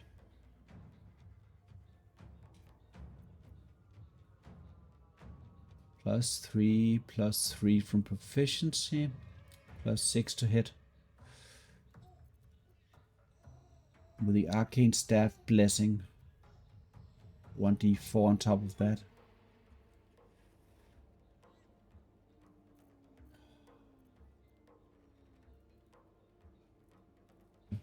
I am going to be in a lot of trouble dealing with the remaining goblins anyway. Don't know if there's any way around the Ray of Frost situation here.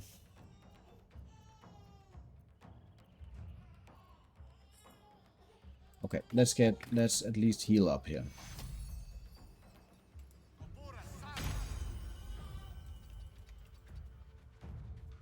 Oh, wait, that was the one thing that was not supposed to happen. Okay. God damn it.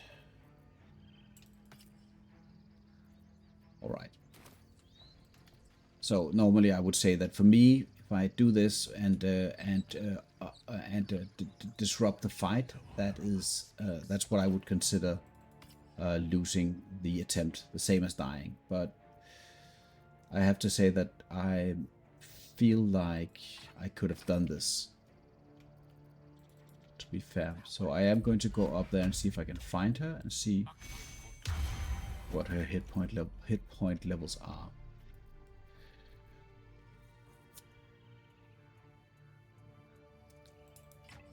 This. You've got the wrong man for this. Let's go.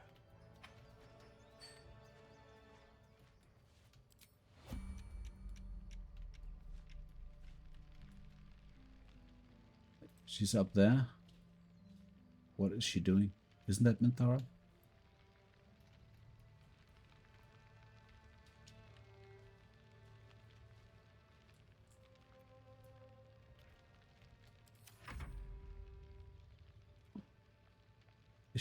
Is that like, is she celebrating? Is that what she's doing?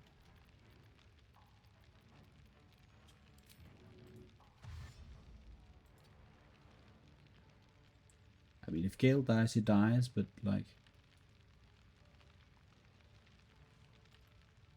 She has full hit points, so this is obviously a dud. I can't kind of finish this. I'm just going to skip to the last class here. That is the one thing that I really hate about this kind of attempt, is that if you need to kite, you need to also keep in mind that you cannot kite too much, because if you kite too much, the encounter has to be re-triggered, which is not something I enjoy doing. So that's sad. Okay, so doing the last bit here, and then I have a meeting at 11 o'clock Danish time. So I will end the stream just following Elsa's attempt doing the grove. This is, I think, by far the most difficult of the available challenges that I have for today. Elsa is a sorcerer, and she only has access to frost spells or thematic frost spells and arcane spells. She can use spells from items still, and she has the bone chill ability, which is not a frost spell per se, but it is kind of thematic, and also I think it's maybe necessary for Merkel. All right. So that's pretty much it. And she only has access to Shovel as a companion here, as a minion. But she has access to the same array of things, and I have prepared Lump's Warhorn because I don't think that this character is going to be able to deal with this encounter without the ogres. That's my take on that. And then I have a couple of items that I want to switch in potentially. Right. With the level yeah, so she's a draconic sorcerer with access to the draconic ancestry, and she's a level 6. She's at level 6 as well. So she has access to the draconic ancestry with the charisma added to cold damage spells, this is the gimmick. So the gimmick is that she's able to kill things with the cantrip, with rare frost primarily. And it doesn't work very well at the early levels. It doesn't work very well at all, but it will work in the long run when you get the remainder of the charisma-based cantrip damage items. Then it's going to work. So okay, I'm going to do the buffs, and then I'm going to switch to, I think, Melv's first staff, or maybe the spell sparkler. Not quite sure. And then I'll be kind of trying to deal damage using haste, which is not very good, but lacking any other damage potential spells, this is what she has to work with. Also, she's a low dex, which is also my intentional. Without the respecs, she's going to get the gloves of dexterity from the Kresh, making this encounter in particular very, very difficult. This is just my experience, because I've done it before and it was a, pardon my French, a shit show. Right, so let's attempt this. We're still going to try and fight it out over on this side of the battlefield. Is there anything else? Yeah, I got my meta magic. The meta magic is going to perhaps carry me a little bit, but not much. Hellrider Pride. Yeah, I think I can do any better. Don't think I can do any better. Okay, we're buffing.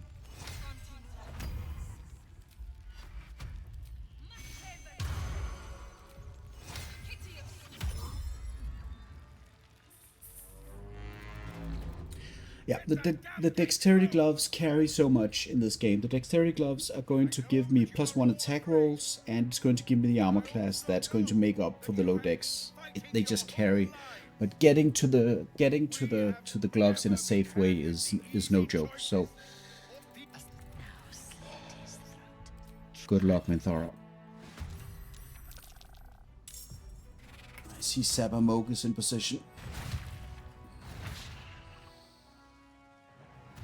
Oh, damn it. So I was toying around with using the Sleet Storm to try to block them from coming, and that does work, but nobody kills the spiders, so that does not work.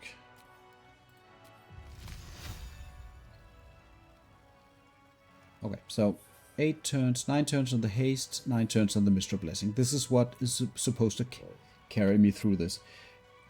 I could use the Ice Knife. That also works. Perhaps trying to destroy all of the barrels is the play here.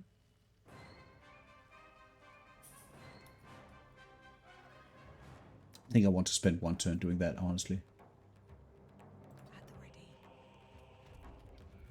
Question is, can I twin spell anything meaningful? No. I could have twin spelled myself and potentially Sevlo. That could have been interesting. I should probably have thought about that. And the extended spell is not going to do anything for me here. And the quicken spell is too expensive to spend spells. Sorcery points on. Yeah, I think I'm just going to try to destroy these barrels here. I can destroy the Ogre Brute and the barrels. Let's try. No, didn't work. Did not work. Oh, they just have too many hit points.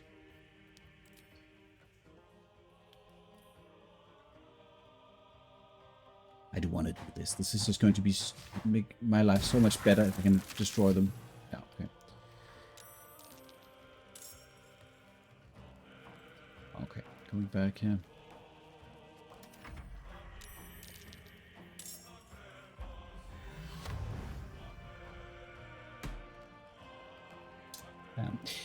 The major problem with Merkel is that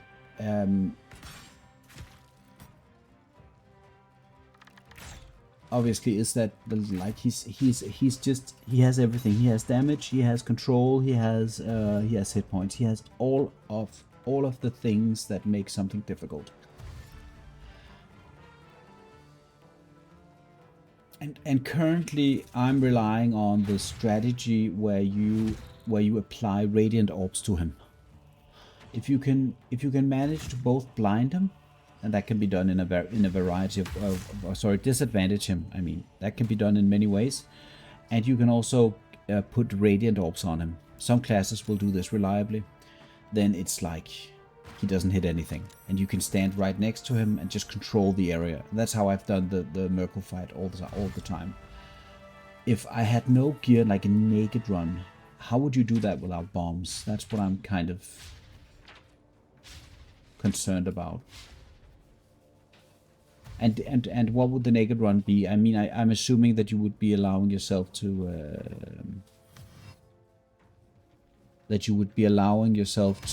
respec, for instance, for specific encounters. I mean, I don't know. That sounds very interesting. I'm not too good on the naked runs.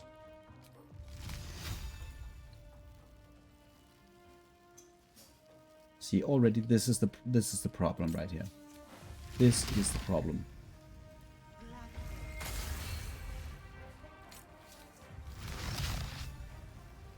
%55 chance. Those are horrible odds. I'm calling the ogres. Come on, guys. I've done this. This is my third time with Elsa. This is Elsa number 4, but 5 actually. But like I've went through this encounter 2 times before, and the damage potential is just not very strong. So it's actually, I think it's pretty important. I could twin spell the healing word. That is actually pretty interesting. I have to keep that in mind. That's not bad at all. Twin spelling healing words for the blade ward, and also potentially for the, let's find it. Oh, I don't have the Volo ring with this character apparently. Yeah, okay.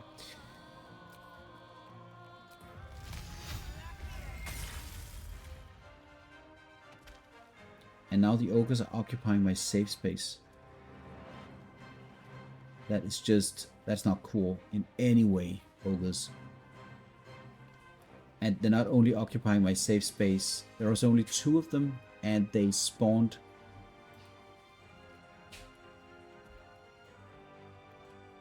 This is not very good. I feel like I need to kind of rely on Sevlor being the prime target of the spider.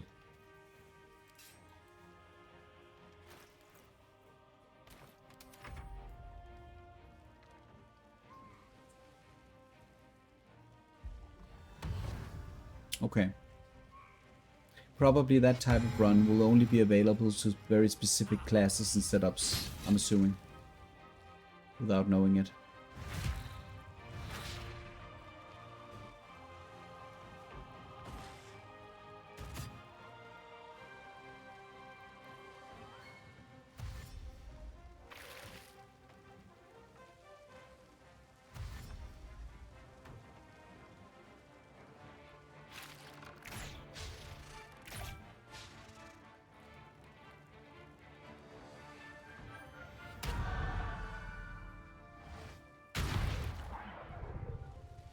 And the funny thing about doing this so many times is that I get the chance to see what different things, how different things happen. So let's just quickly check. Apparently I have all of the ogres. Where's Chuck? Are they on top of each other? Oh, they're on top of each other. Okay, great. Can they get out? That's the question. I don't think they can get out. How in the world is that going to play out? And this is a situation I was also in last time, is that Spot of healing will help.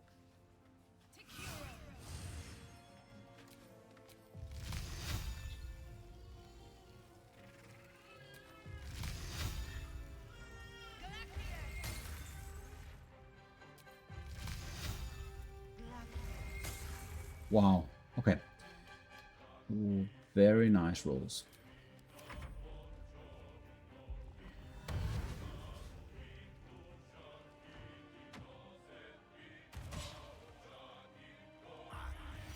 Yeah, I've seen several streamers who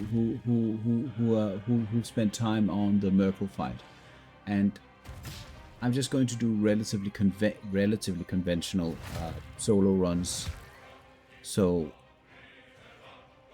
I guess that's kind of my contribution. I guess if anybody cares, that how playing the fight in a solo environment is going to work. And I think I will need to kind of rethink some of the characters for it. The classes that I've already done it with, I have those down, but some of the classes I probably want to mix it up a little bit. I think with the ranger, I want to try to abuse the whole being at range and not being pulled and stuff like that.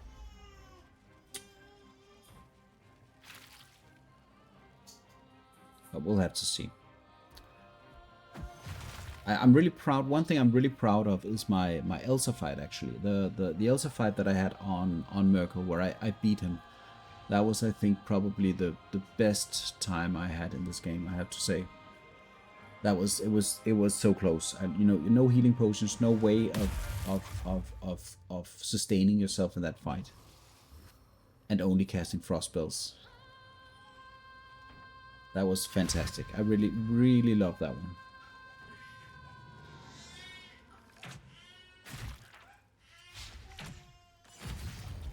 Oh, damn it, he's out. Okay, so they will fight each other. That's great.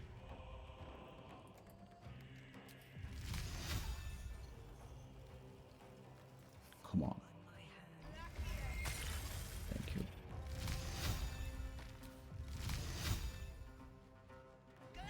Yeah. Yeah, but I think I'll probably need to rewatch if that is uploaded to your channel. I should probably rewatch that one as well. But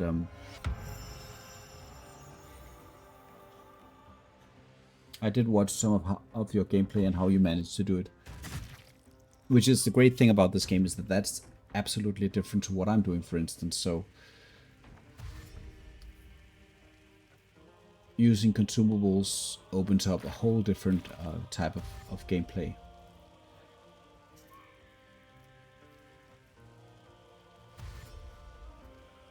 And I have no idea how I ended up in this particular rabbit hole, but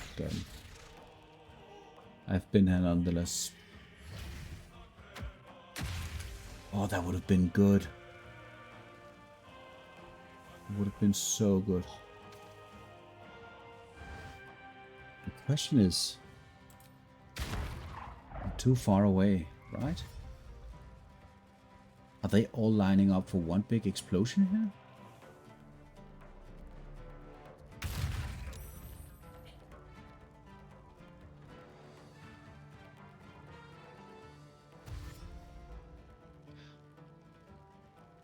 Oh yeah, the globe. Yeah, obviously.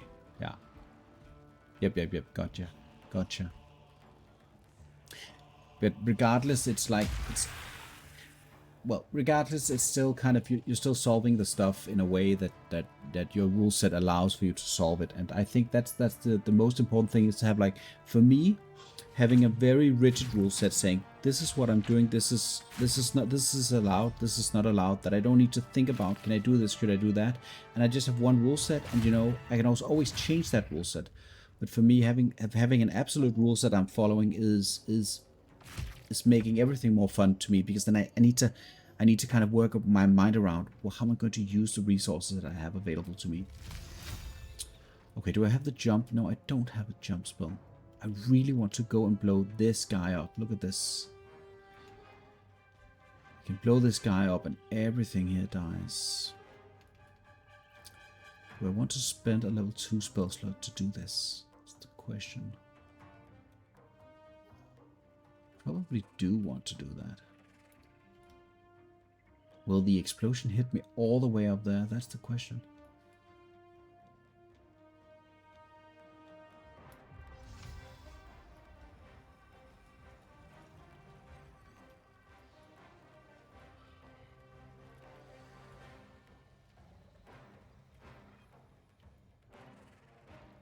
Seriously.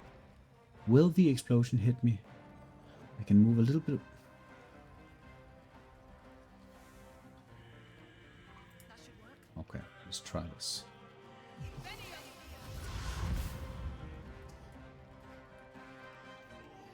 I don't think so.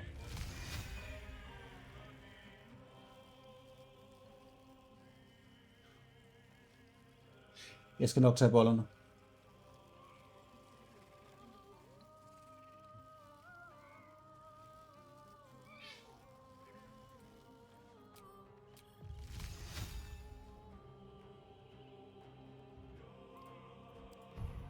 I do not have Call of the Week, so that is the problem here.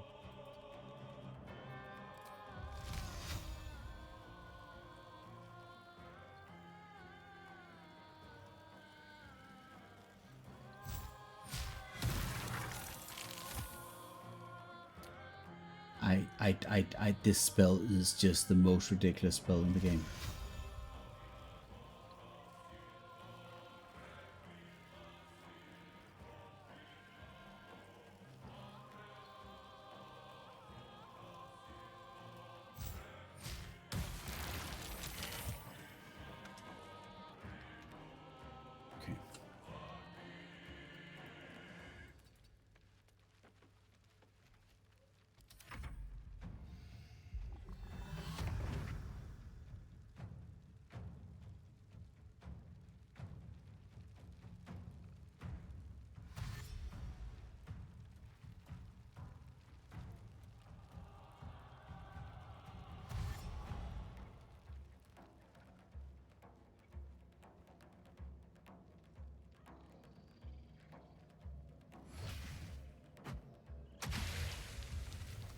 This is the weirdest setup that I think I've ever had with the ogres. That they're standing inside of the fence, not being able to move.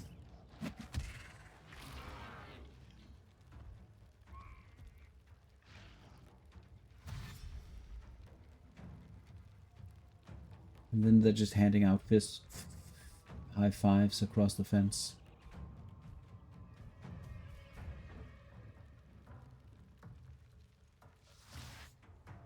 Ray of Sickness? No.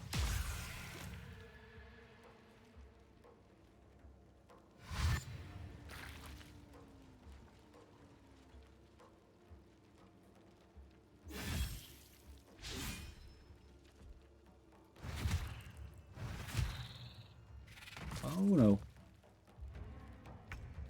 Okay.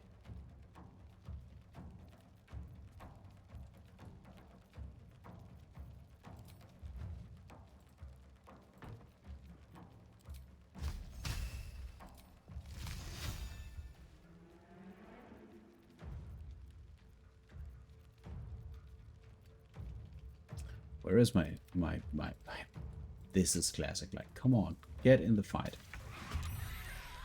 What happened? Acid damage, huh? Okay. Can't even catch my breath.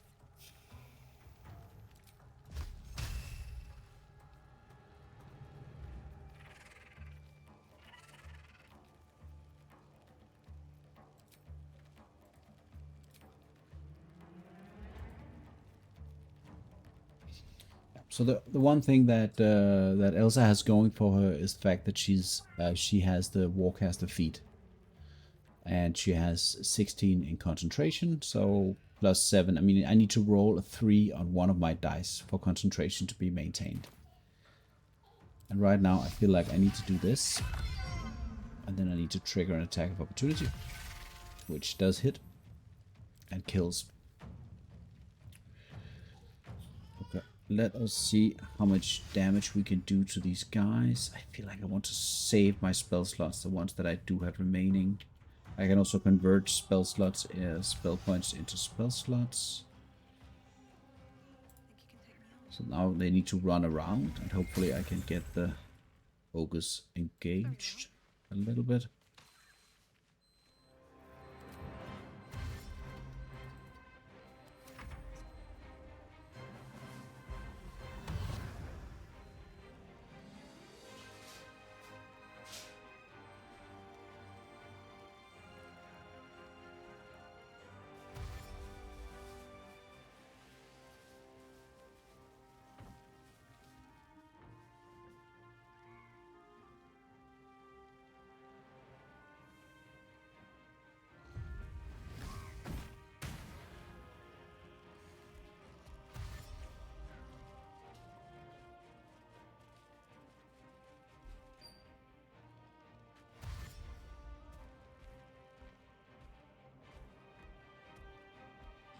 I need to round this up in approximately 10-15 minutes, so hopefully I can manage to do this before... Oh, damn it. The grease.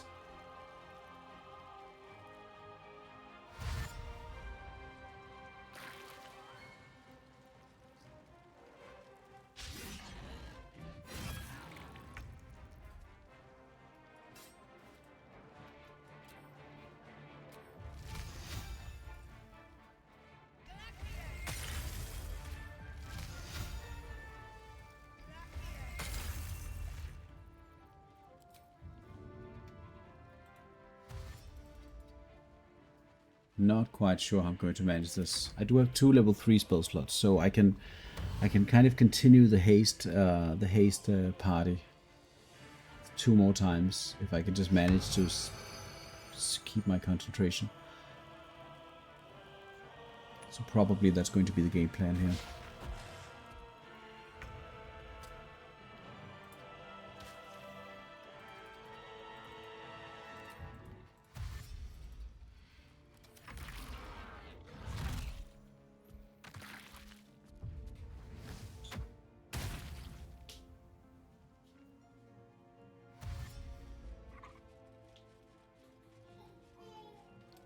Probably a hilltop defense again.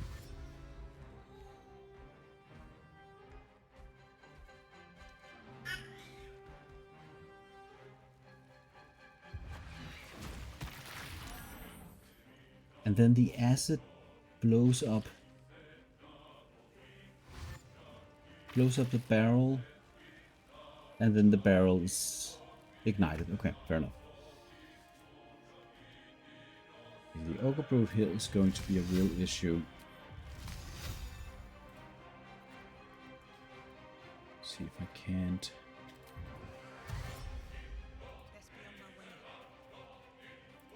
Two turns on my haste. Going through the fire here is not particularly...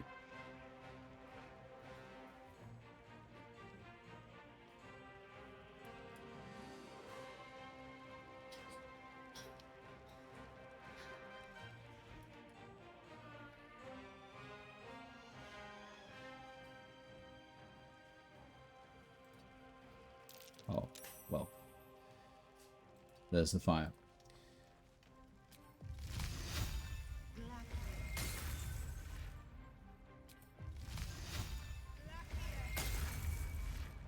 Okay.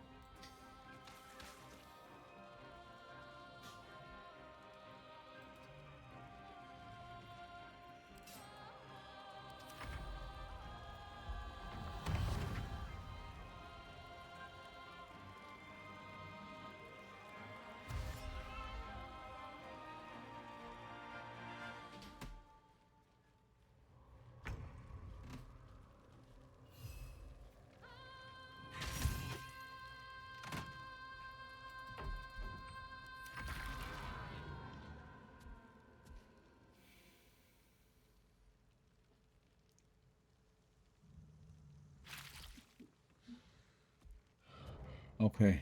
Come on, guys. Get in the mix, please.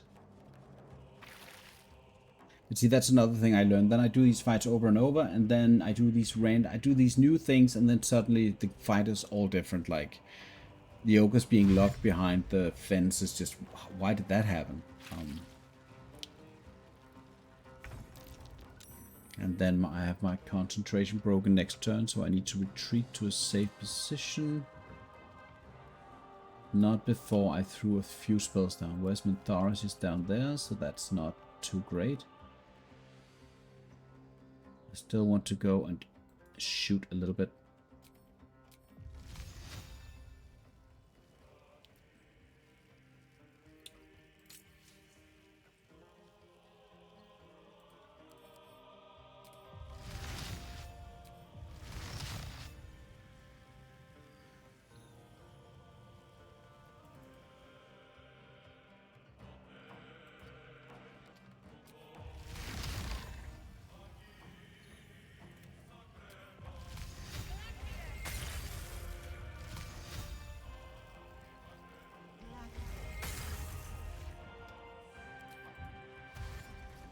Getting her to use those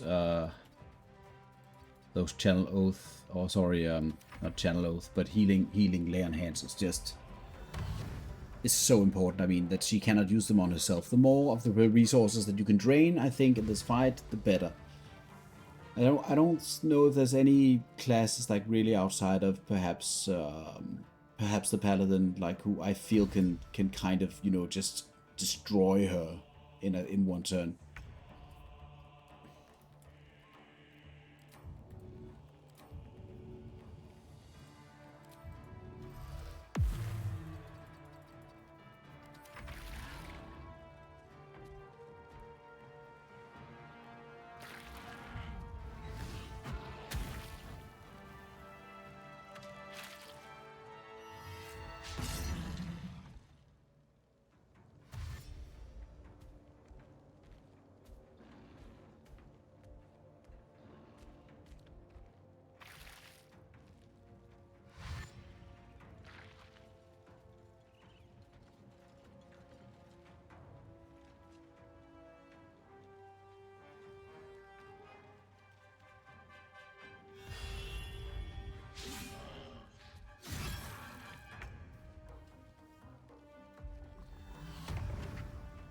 There goes the haste.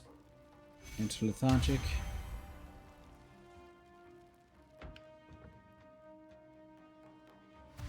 Let's see. Yes. So ogre on me and 2 goblins on me. So the question is, should I... There's only one guy here, so probably this is the right action.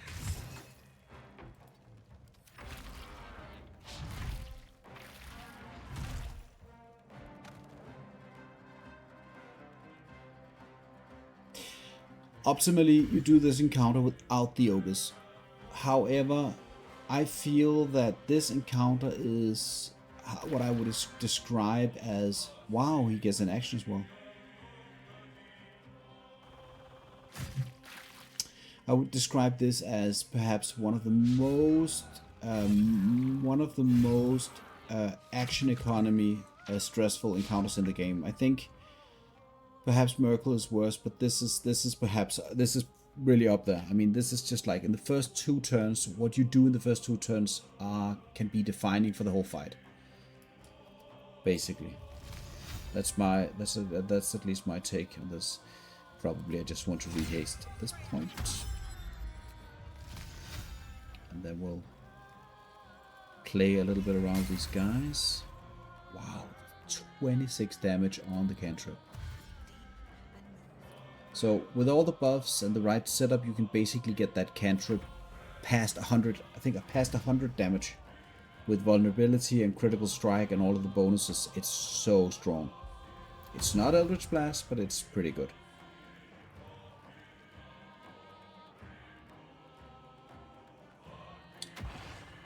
Oh, shovel. Yeah, okay.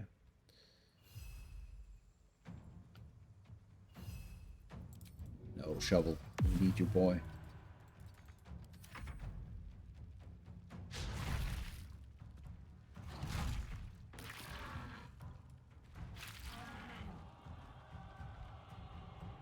Why?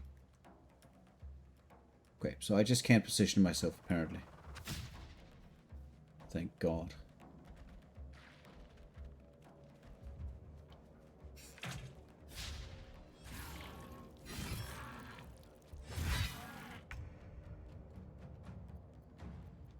I mean, my ogres are still pretty much in the game. Try me. I just want to thin out the ranks here. Light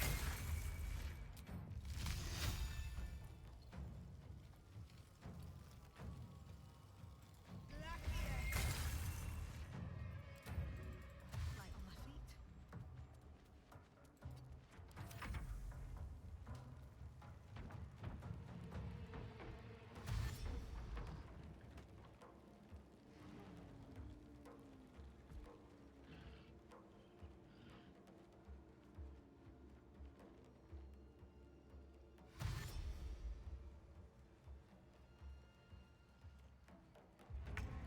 I have no idea what's going on with this. This is what I love about this game, is that you think you understand how the AI is coded and programmed and how it's going to act and what's going to happen, but nothing ever happens like you expect it to.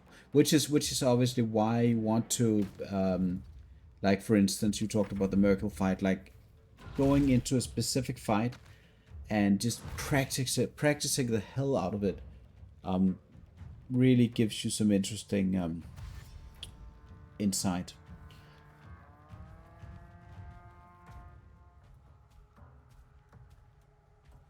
But playing Divinity Original Sin is interesting because that doesn't, like, I played that for a bit, and in Divinity Original Sin you don't get into the situation as much that the pathing is just screwing up the fights. Like basically they give all NPCs like a teleportation ability, which is like, I think that's to solve the problem. Like you have teleporting crocodiles and stuff, which makes why would a crocodile cast teleport?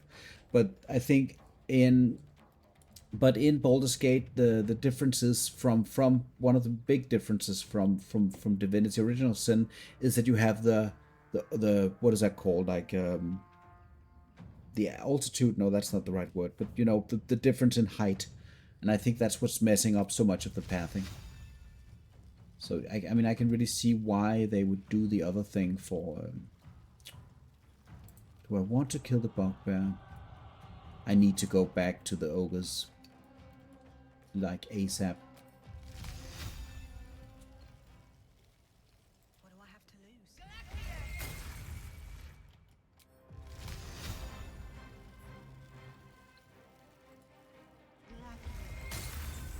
I don't think I want to spend a spell slot for that.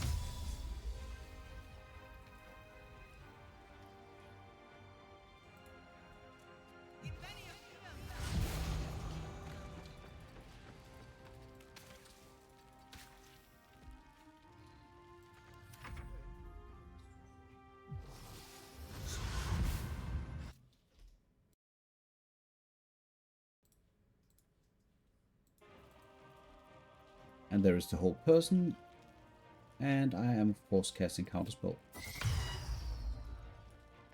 I think it's gonna, yeah, but for sure, like I am with you, man. I'm also struggling a great deal with it, and I think it's something you need to get into and you need to commit to it, and then you just need to learn it, and you're probably going to like it, and I'm you know, that's what I'm imagining at least.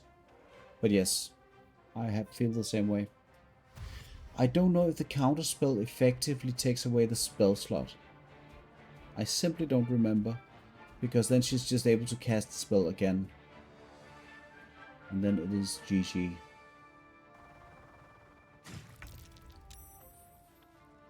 Jesus. It's very similar, but it's different, yes.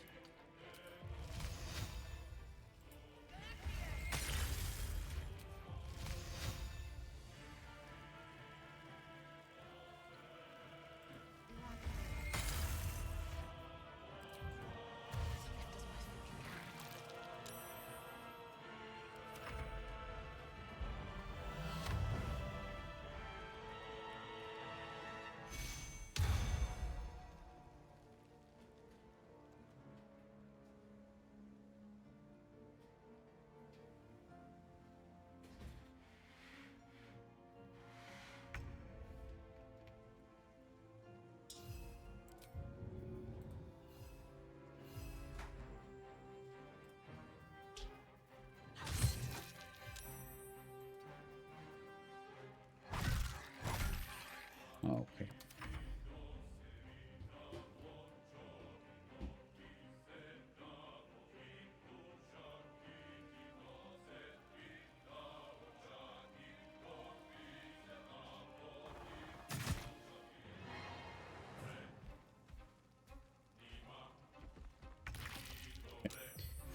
Summoning.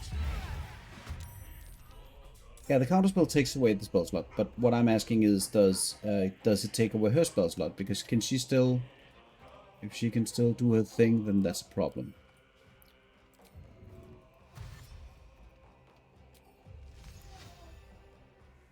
Need to find a way forward. Guess I'm taking my chances here.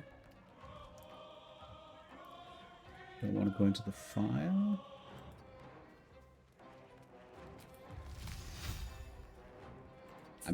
I'm going to science it. It's fine. Like, let's see how that works. That little bit there.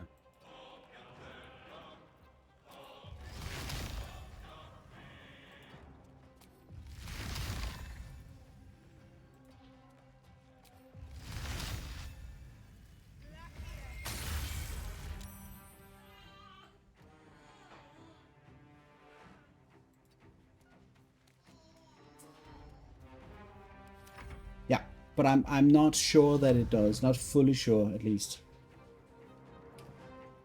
So I guess I'll just have to see. Wow, so what happened? Oh, okay, so the ogres are back in the game.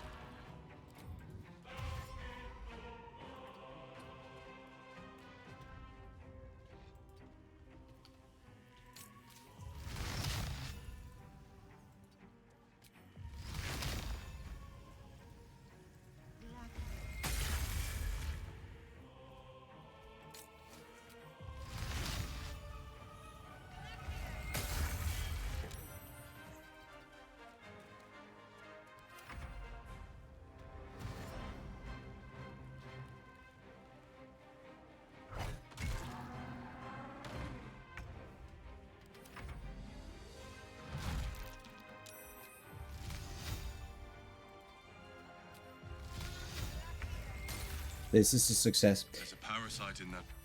The deal is done. Oh my god, what did I promise him? Pay up.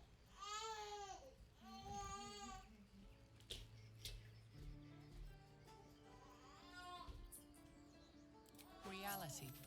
Instead, I propose a renewal. What say you? Without so much as a lick of that, consider me satisfied. Right. Lump the Enlightened is satisfied, and I need to close down the stream. Talk to you guys at some other point. The analysis is that, yeah, a lot of know-how in the encounter, but range is just king. Getting range is just king here. Simply. Yeah, it's 11 o'clock in the morning, but yeah. So see you guys. Have a nice, good one.